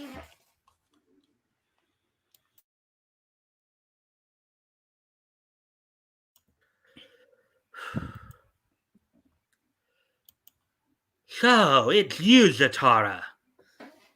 The crooks are released from the spell. She gives them a good shot to the back of the head. Mm-hmm. Pistol whip.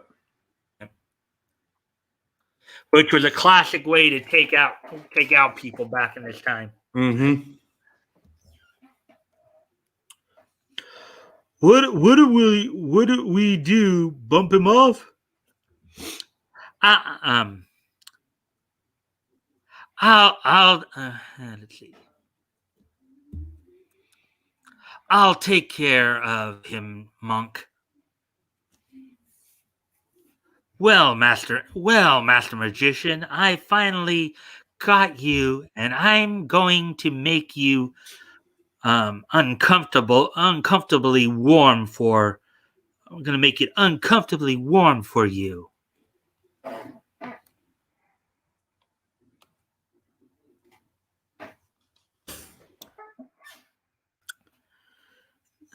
This looks like my finish, but one thing I'm sure of is that Tong and Captain Kennedy will nab these fellows when they try to rob the train tonight.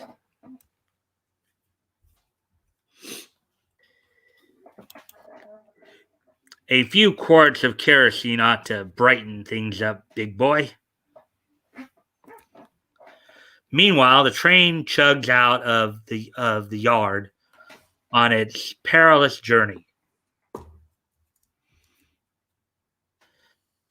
Come on, men! There goes the freight. We've got to get aboard and complete our job. You've stood in my way once too often, Zatara. This time I bid you farewell. But the task of removing the knots is a simple one for the magician. Again, an example of prestidigitation, as I explained to everybody. For those who didn't catch it earlier, one of Zatara's abilities is a term called prestidigitation, which is a fancy word for stage magic or sleight of hand. Mm-hmm. Free. If I stay in here much longer, I'll feel like a roasted peanut. Phew, that was close. Zatara gestures and Tong suddenly appears before him. Emak, ot, em, not. Yes, master. Stay in the shadows. Babcock is coming out of that building.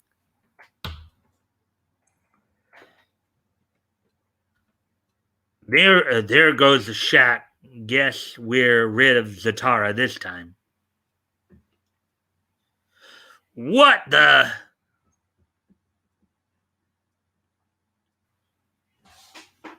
A few passes of the magician's hands, and the train inspector becomes hypnotized.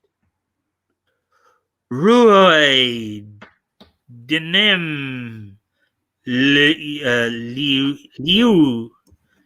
One Odd Saw I Dib. He got hypnotized.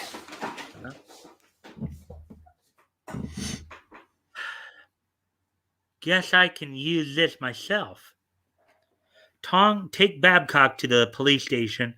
I'll not need you for a while. Yes, master. Here comes the express. I'll flag it and get aboard. catch up with the freight, and let me board it when we come alongside. Yeah. It's going to be interesting. I see the rear lights now. When the two trains are parallel, Zatara leaps from the speeding express to the roof of the rumbling freight. Now I'll see how my plan works out. Here's a mark. My trick is working well so far. Zatara spies to the henchmen and hides as they approach. Well, they finally decided to show themselves. Look, Spike, here's one of the cars the boss marked. The crooks climb into the car and proceed to toss out the crates of boxes. A thug sees the magician. Maybe you weren't looking for this, wise guy. Your aim is very poor, my friend. A truck follows the train, picking up the boxes thrown out. Zatara closes the door to imprison the robbers in the boxcar. Hey, what the?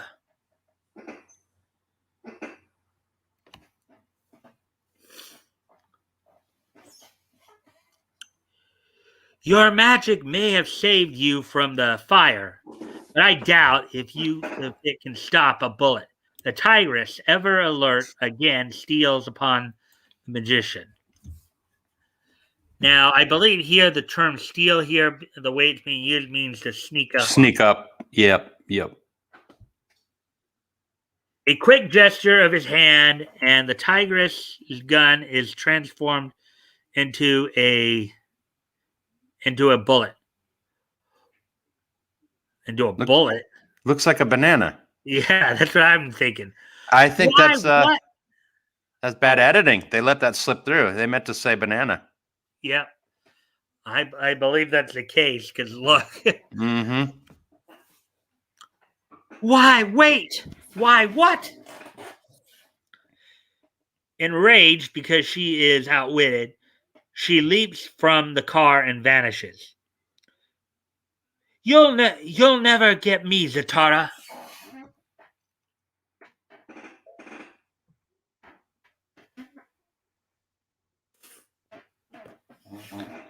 A special train of police pulls up as the freight slows down.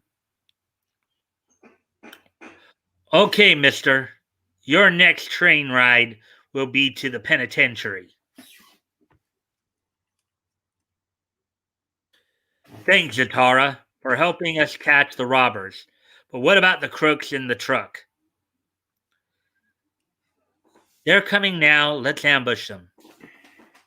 The still night is shattered by the rumble of the approaching vehicle. The police spring from the sides of the road and force the remaining robbers into submission. Raise them high, fellow.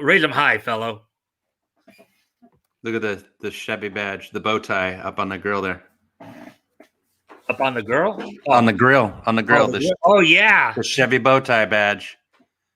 They had Chevrolet back in 1938, huh? I bet you a truck like that might be worth, couple $1,000 these days. Perhaps a little more. Might be interesting.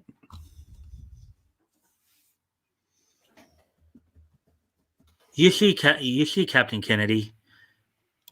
Babcock, the crooked train inspector, used to leave a car open for the thieves, and then later they entered the car marked with X. They threw out the freight, and it was picked up by the men in the truck. While they were holding me in the shack, I had tongs substitute those boxes for the valuable cargo, which is still safe and sound on the freight train. I wonder though if that would be considered entrapment, though, or something. Could be, yeah. I don't know how that works, but yeah. Yeah. So Babcock tipped them off. Correct. And Tong has him now at the police station back in town. Back in the station house, Babcock confesses Brady's innocence. No, Brady wasn't in with us. They bumped him off that night. We went through the tunnel. One of the boys put on his hat and coat and motioned you to come ahead. Congratulations, Zatara.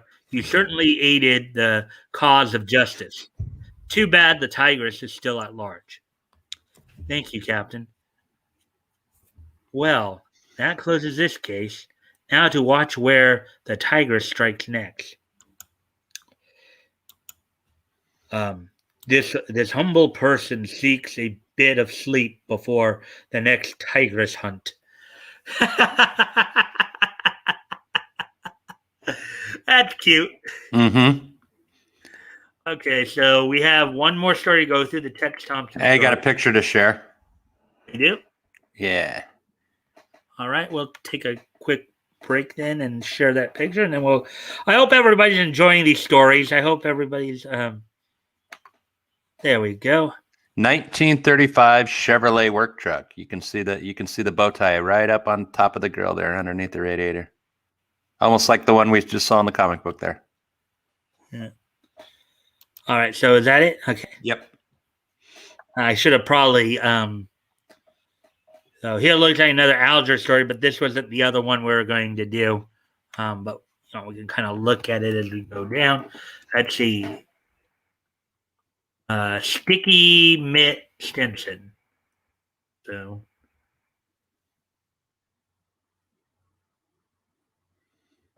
Purdy. Dave liked the truck. He said Purdy. The Adventures of Marco Polo. That's another feature that was in here at the time. Oh, an hour 40. As I said, we're gonna go a little long tonight because this is a special issue. There's Marco Polo, which they told in here, and then here's Pep Morgan by Fred Guarnier. Pep Morgan was, I guess you could say that Pep Morgan was DC's answer to Jim Thorpe. Okay. So, kind of the super athlete, man of all athletics kind of thing. Scoop Scanlon, 5-star reporter. 5-star.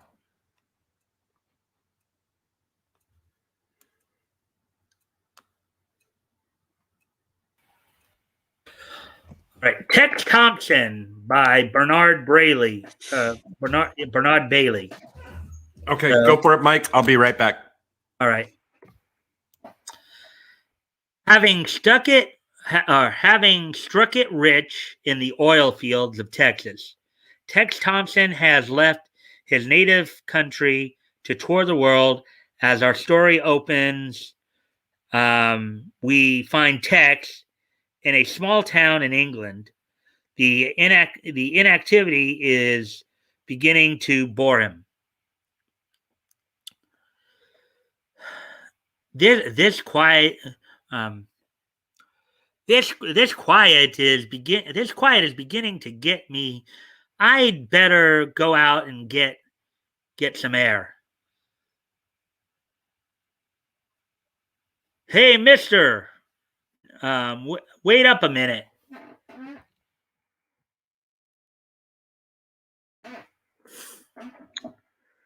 You're a cowboy, aren't you? What's your name? Mine's Robert. Or mine's Robert. I'll answer those questions one at a time. Yes, I'm a cowboy, and my name is Tex.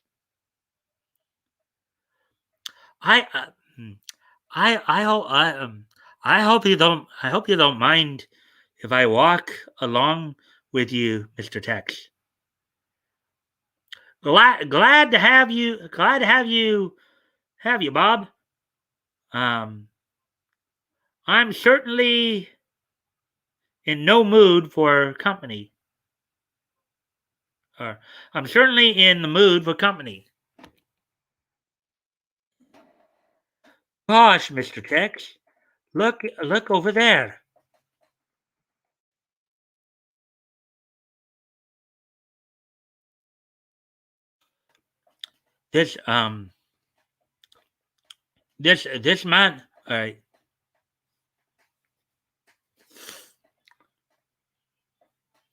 This this man. This man has been murdered. Covering the body with his coat, Tex turns to young Bob and discusses the situation. Um, this is a case for the police. You better run to the village for help. I'll stay here until you get back. Okay, Mr. Tex. Further up in the hills, the figure of a young girl is seen watching the movements of the two below. Um, a knowing smile on her face. This is working out better than we planned. I guess I might as well go into my act now. Waiting for an opportune moment, um, she finally steps forth.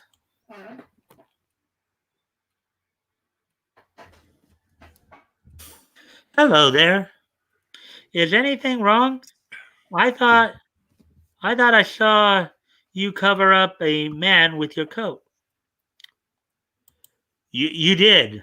There you did. There's something wrong with that man, but I'm afraid he's beyond our help. Oh, this man is dead, murdered. Why? Why? You must have killed him. Settle down, Dame. Now, don't get hysterical, miss. I came upon the man's body accidentally. I've sent for help. Suddenly, someone else approaches the scene. I'm the sheriff. What's going on here? Oh, sheriff! I'm so glad you came. That man has committed a murder.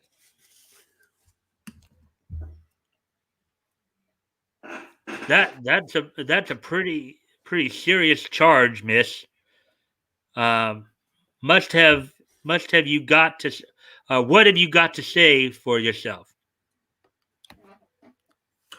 Why why the whole thing is ridiculous, my friend. Um, why the whole thing is ridiculous. My friend is on his way to your office right now. Um, I'm remaining only to watch the body. He's lying, sheriff. I saw him bending over the body, and he was the only one here. I'll swear to that. Believe all women crap. Sorry. well, you do remember the story of Samson and Delilah, right? Yeah. Yeah. I'm almost. Um, I'm sorry. I'm sorry, son. Oh, I think they have the balloon pointed in the wrong direction. Because you see where the tail to the word balloon is there? Mm-hmm. It's pointing, I think, to text, but I think if you read the thing there, I think that's the sheriff who's actually saying that. Yeah. Unless he's going full crazy and like, oh yeah, well, I'm your sheriff and you are under arrest. I'm sorry, son, but I'll have to hold you to suspicion of murder. Hmm.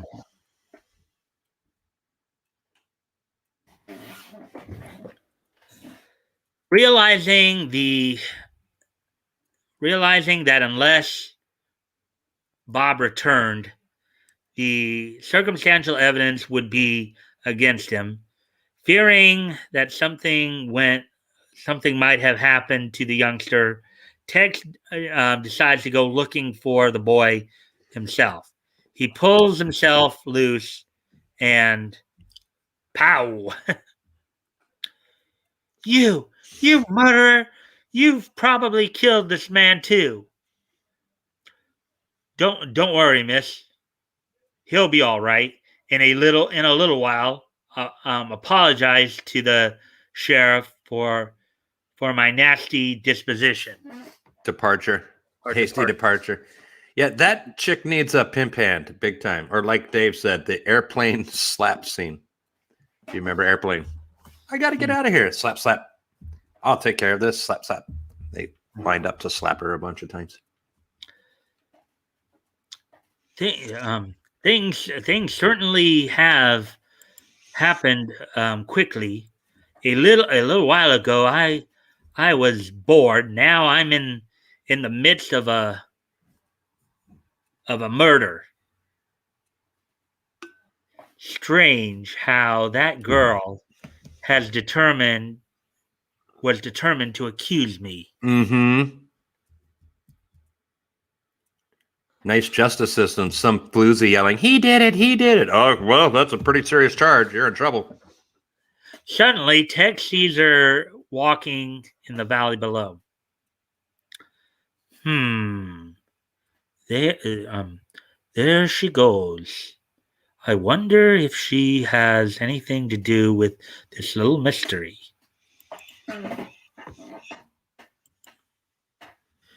There she goes.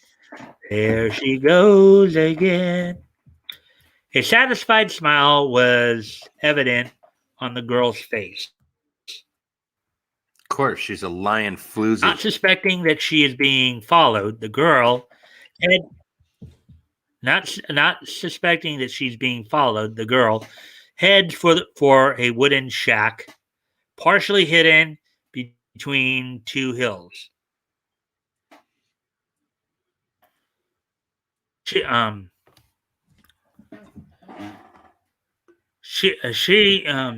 headed for that desert. She's headed for that deserted shack. This is beginning to piece together.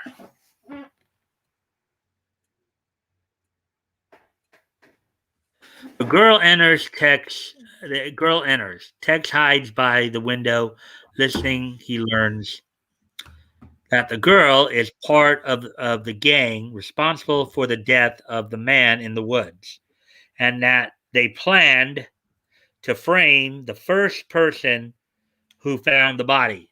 Mm-hmm. Da da da da. Mm-hmm. Did everything go off as we planned? Like clockwork, Chief. Some American discovered the body. I came on the scene. Sheriff arrived, I accused the American. He knocked out the sheriff. Then he ran away. The sheriff regained consciousness. He went to get a squad to search for the killer, and here I am.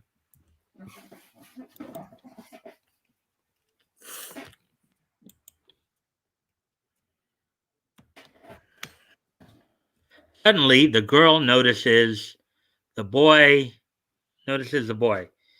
He is held captive, explaining why he couldn't return with help. So I know you had been away, but this boy right here, his name is Bob. Yeah, he becomes I think he becomes Tex's traveling companion. Okay. You've got to get rid of this kid. He's the only witness the cowboy has. Don't worry about him, Monk. You notice how bad guys are named Monk? Did you pick up on that, Batgoat? Like a In the Zatara story, there was another bad guy thug named Monk. Was there? Yeah. I don't remember that. Okay. Take this kid out and give him an airing.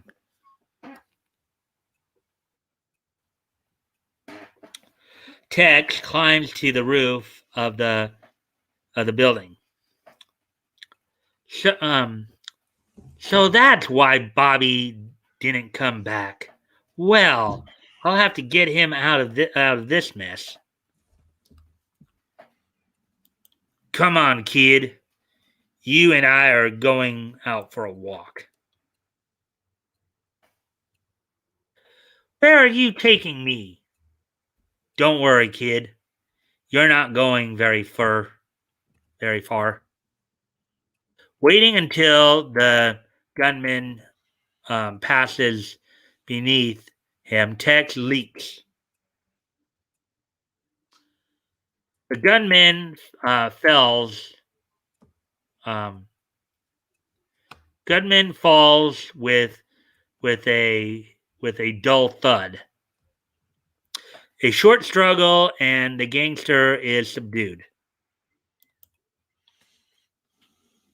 You stay here and keep an eye on the outside. I'm going in after those men. Righto. A quick kick and the door opens. All right, in there, up with your. All right, hold on. All right, in there, up with your hands.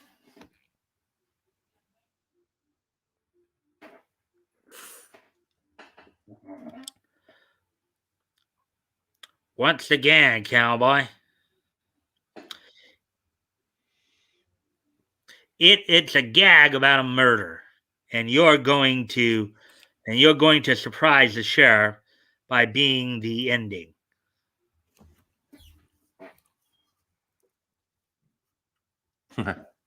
Outside, Bob is so intent on the impendings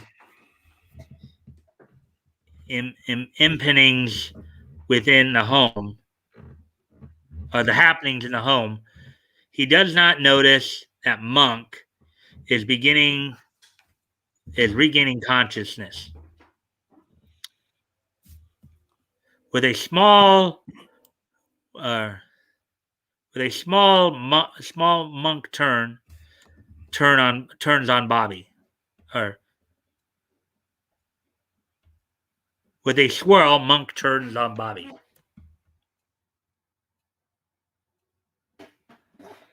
Keep your mouth shut, kid, or I'll knock your brains out. But Bob is too alert for the gunman. Like he's kicking him in the shins there. That'll work. Look out, Mr. Tex! He breaks loose and heads for the woods. Bob's shout proves disastrous for Tex. The moment he turns his eyes away from them, they leap for him, one knocking the gun from his hands, the other grabbing him from behind. Hold him. But Tex has a trick or two of his own. A little jujitsu subdues one of the men. Then he turns to the other one.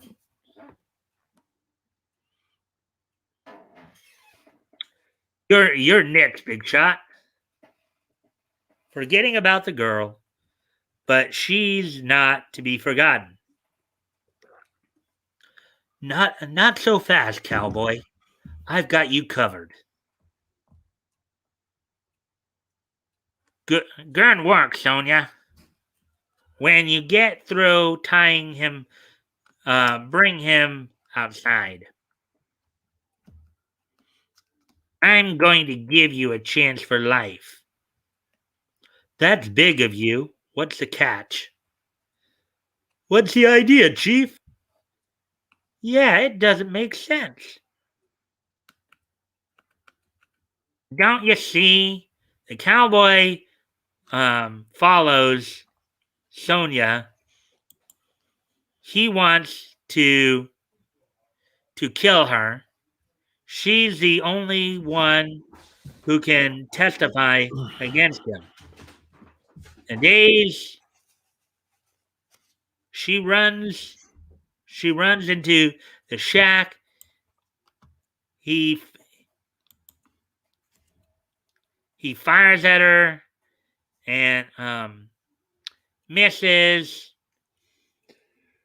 Sonia finds again in the shack. I see. She returns the fire, kills him, self-defense. But what about the kid? We'll worry about that later. First, you're going to defend yourself. Ha ha ha.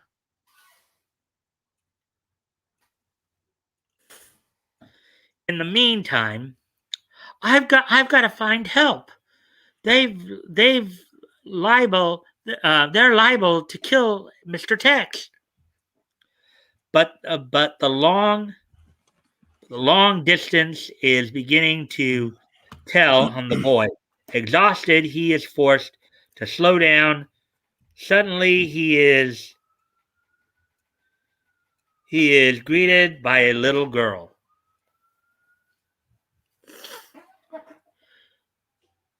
Hello, Bobby. Huh? Oh, Betty. Gee, you're a godsend.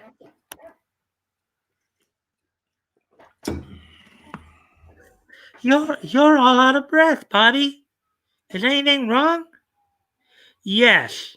A bunch of gunmen are holding my friend. They're hiding in the old Norton shack. Now listen carefully, Betty. You run to the sheriff, tell him to get some men and come to the shack. Now hurry, Betty, hurry.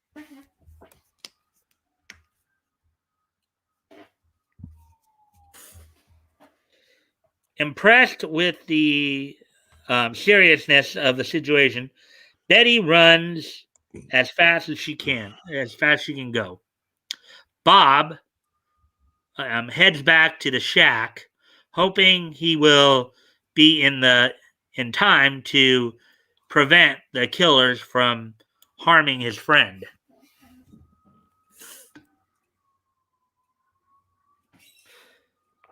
Taking in the situation, Bob sees a chance of freeing Tex.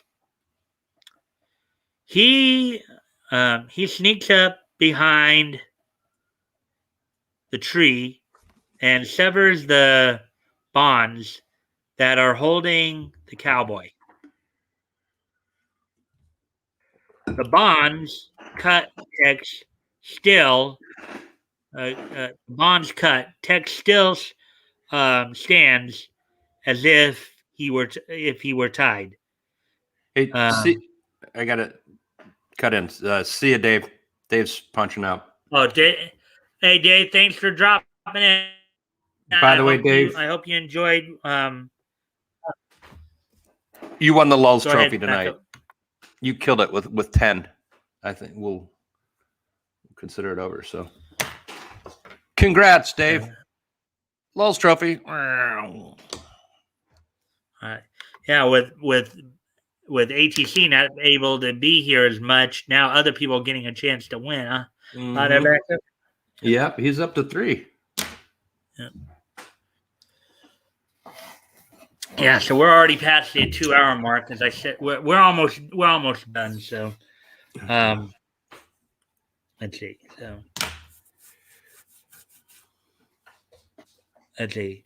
tensely waiting for an opportunity to capture this gang of English gunmen.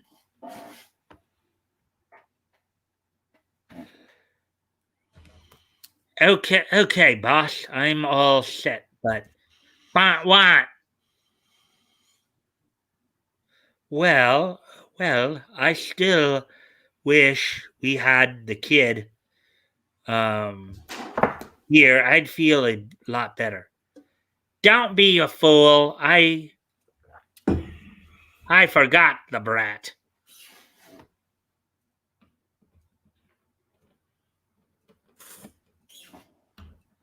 Knowing that Tex would be able to go into action if the gang's attention were distracted, Bob boldly steps forth.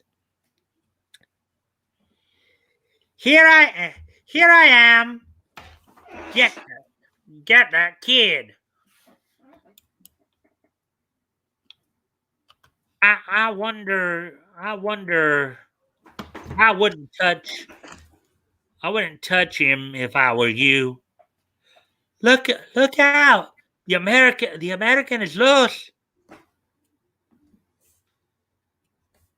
You said it, sister.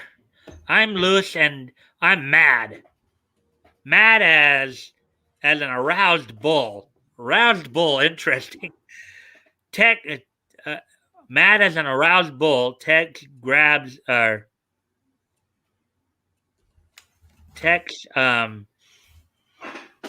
tails into the gang, oblivious to the fact that he is outnumbered. But the fight is soon terminated by the cowardly blow dealt by the thug. After Tex regains consciousness, this gangster orders him to run for the hills. All right, cowboy, run for it. Stand back. I'm going to take the first shot. If I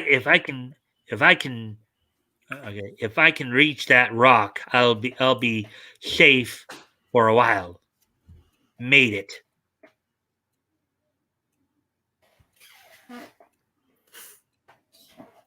In the meantime, Betty has reached the sheriff's office. Sheriff, come quickly. What's wrong, child? Explaining explaining eventually to the or explaining everything or explaining eventually to the sheriff.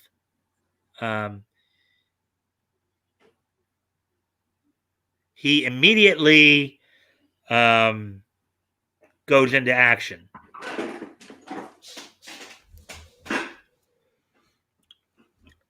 Sergeant Smith, call out the men. Yes, sir.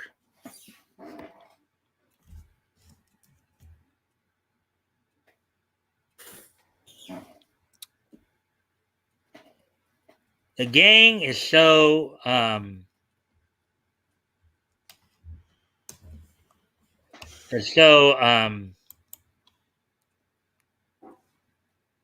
fingered in their efforts to capture the cowboy.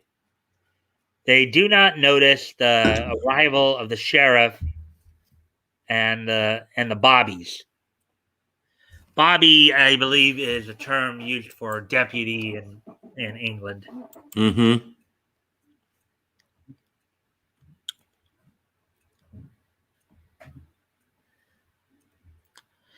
That cow puncher has more luck than any 10 people I know.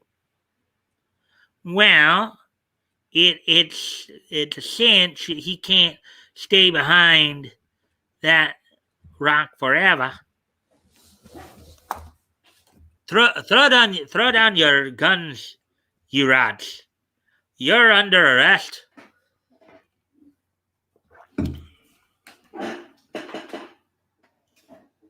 Let's see.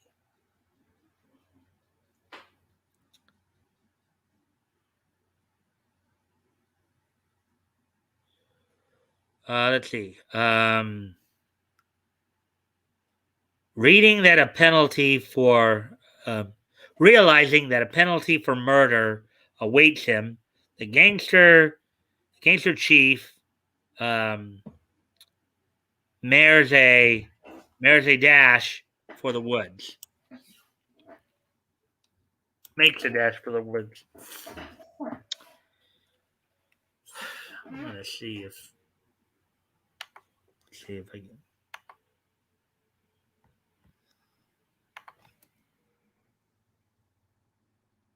I'm having a bit of trouble reading that, so that's why I decided to go up one more. Font.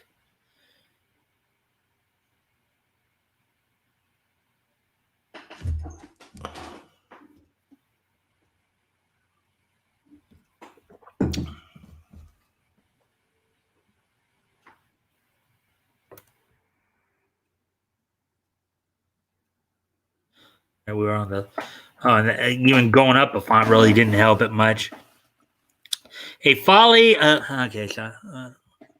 Volley of bullets from the sheriff's men halts him before he can reach the security of the woods. The gangster chief killed Tex. The gangster chief killed Tex, Bobby, the sheriff, and his men. Marched the remaining criminals to the jailhouse.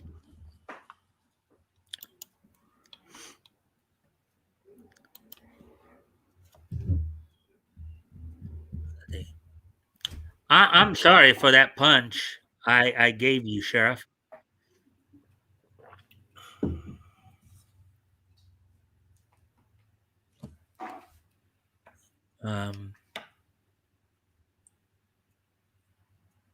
And sometimes I deserved it. I should have seen through this girl's story.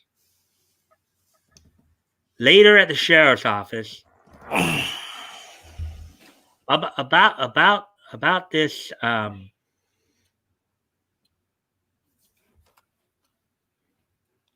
about this reward money for the capture of the gang. I suppose you'll want to divide it equally with the boy. I certainly do not. I certainly do not. That money is going to be divided, but between the two people who are really responsible for the gang's capture, Bobby and Betty. Gee, Mr. Tex, you're swell. Swell.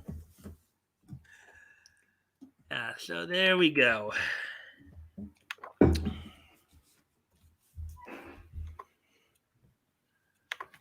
I think that was it on that. That was the last story there. So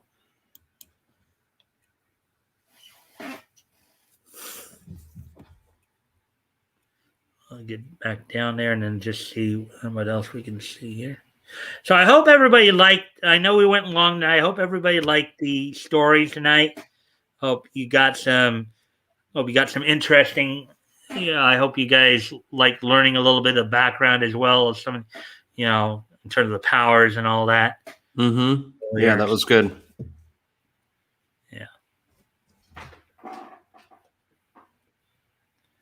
Once in a while, when we're doing stuff like this, we might go a little long when it's a special issue right here. So, yeah, and here's something there. And there's the ad page. Mm-hmm. And that's it. So tonight, as you all know, we are going a little on the long side here. And at least from what we found out earlier, it looks like YouTube is monitoring the situation, albeit, Yeah, they're pulling likes away too, but they're here. They're on it. Yeah, so that's good. Woody, in some of those drawings, his hat was absolutely huge. Yes, it was. That was a 10-gallon hat. All right, so let's see. Leto is saying, "Ha, birdie," from Dave Marks. Has it been that long? I thought Dave went to bed. Yeah, it's been a while. Nice. Airplane slap scene. Okay. Yeah, you already telling me about some of these. Sorry, fellas, gotta sleep. Okay. I guess nobody's really said anything in a while there, huh? Good night, Dave. Mr. Tex was absolutely swell. Yes, he was. I'm not completely sure, but I don't know if that's his, but maybe it actually may happen in the next issue. But Tex does have a partner named Bob Daly. I don't know if that was him right there or not. I don't remember. But in some of those drawings, his hat is absolutely huge. Yeah. Well, I mean, you know what they say about Texas, right? Everything's big in Texas. Yeah, everything's big in Texas. Mm-hmm. All right. Well, we're at 2 hours and 21 minutes and 15 seconds. So, well, I guess it's a good time to start wrapping up. Batgoat, if you don't mind sticking around for a few minutes afterwards, just for post game, it'll be quicker because Sure. long night. Let's see. So I've just got to find myself a few things here.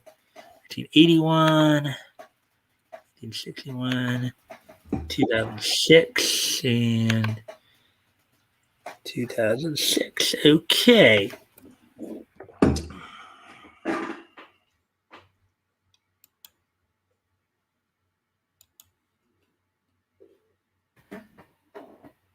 All right. So without further ado, and again, if you guys can help out, if you haven't already, if you can like and share the stream, that would be appreciated. See if we can somehow counter some of this. Hopefully, hope RJ was still here. I would have figured. He had said earlier that he was like pulled over.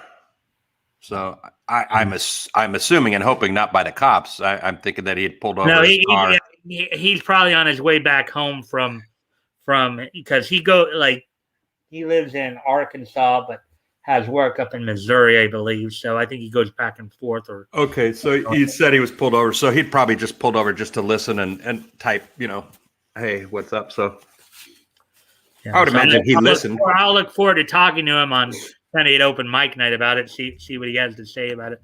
Hope we got a chance to watch the whole thing. So yeah, okay. So anyways, as I said, we're going to start wrapping up here. So is everybody ready for this day in each history? History. Do it up. So, all right. So without any further ado, we're going to take a look back at this day in each history. Today being September 17, 2021. Let's go ahead and take a look back at this day in each history. And of course, the first thing we're going to look at, actually, we have a birthday wish to wish somebody. Granted, I know most people don't like this guy for a number of reasons, but we can still wish him a happy birthday. So on this date back in 1961, I'd like to wish Jim Cornette a happy 60th birthday.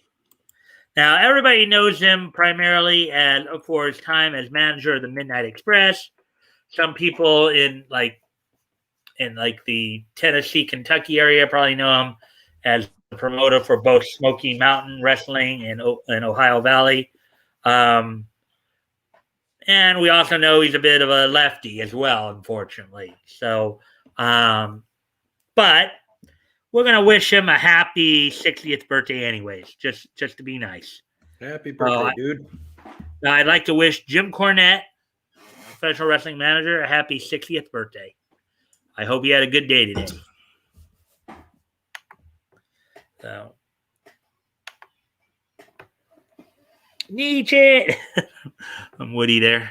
Mm-hmm. All right. So the next piece of history we're going to look at here is we're going to go back 40 years ago today to 1981 as Woody knows who Jim Cornette is. I know Woody knows full well who Jim Cornette is. He just wished him a happy birthday. Yep.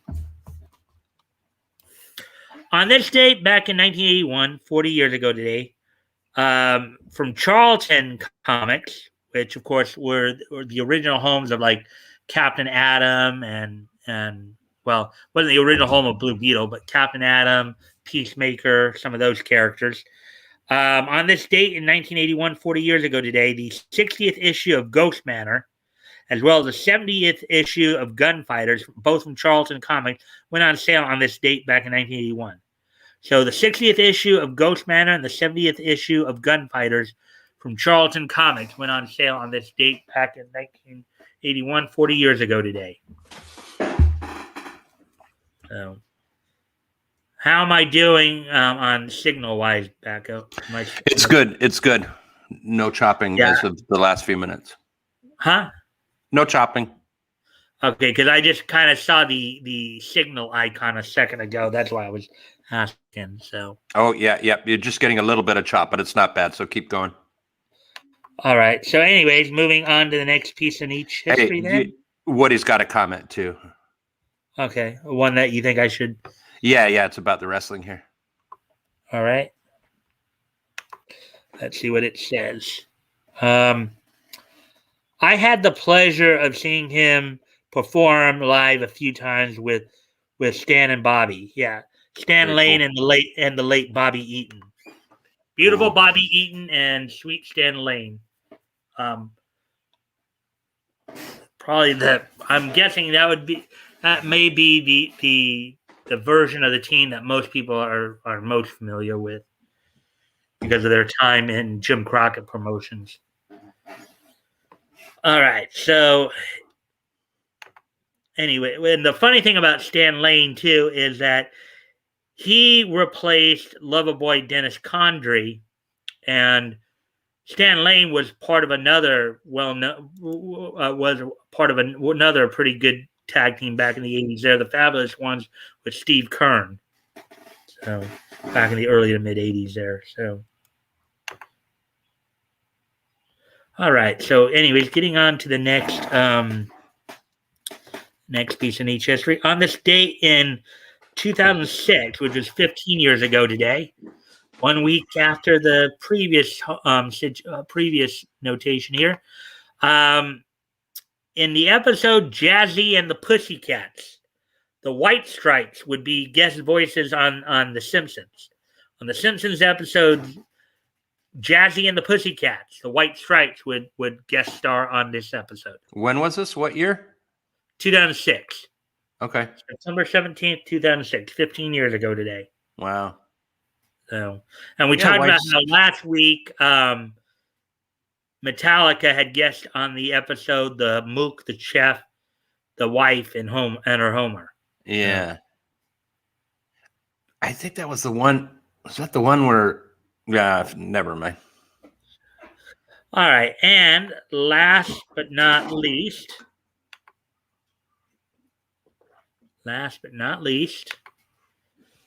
and just to let you all know, 2006 is just so nice that we have to hit it twice. As on this date in 2006 as well, the Madman 2-episode anime, A Spirit of the Sun, would premiere on this date on the Wow Wow network in Japan. So on this date in 2006, the Madhouse 2-episode anime Spirit of the Sun would premiere on the Wow Wow network. So there you go, guys. That's it for the history segment of the show. Nice. Before we close it out, Batgoat, is there anything you want to finish up with? No, we already. Dave won the lulls, and that's it. We didn't do Hangman, so I'll carry over the word till next week. But yeah, we're good.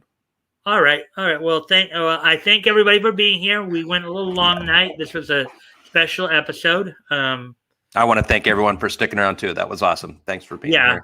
And a Well, special thank you to the Google mods to see you in here doing what you did. That was great. Thank you very much. Yeah. And helping us out with dealing with this clown. This thing. Yeah. Yeah. So anyways, it sounds.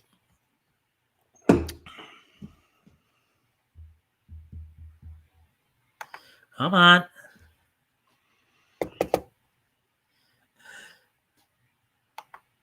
Now this thing's got me frozen. Okay, there we go. All right.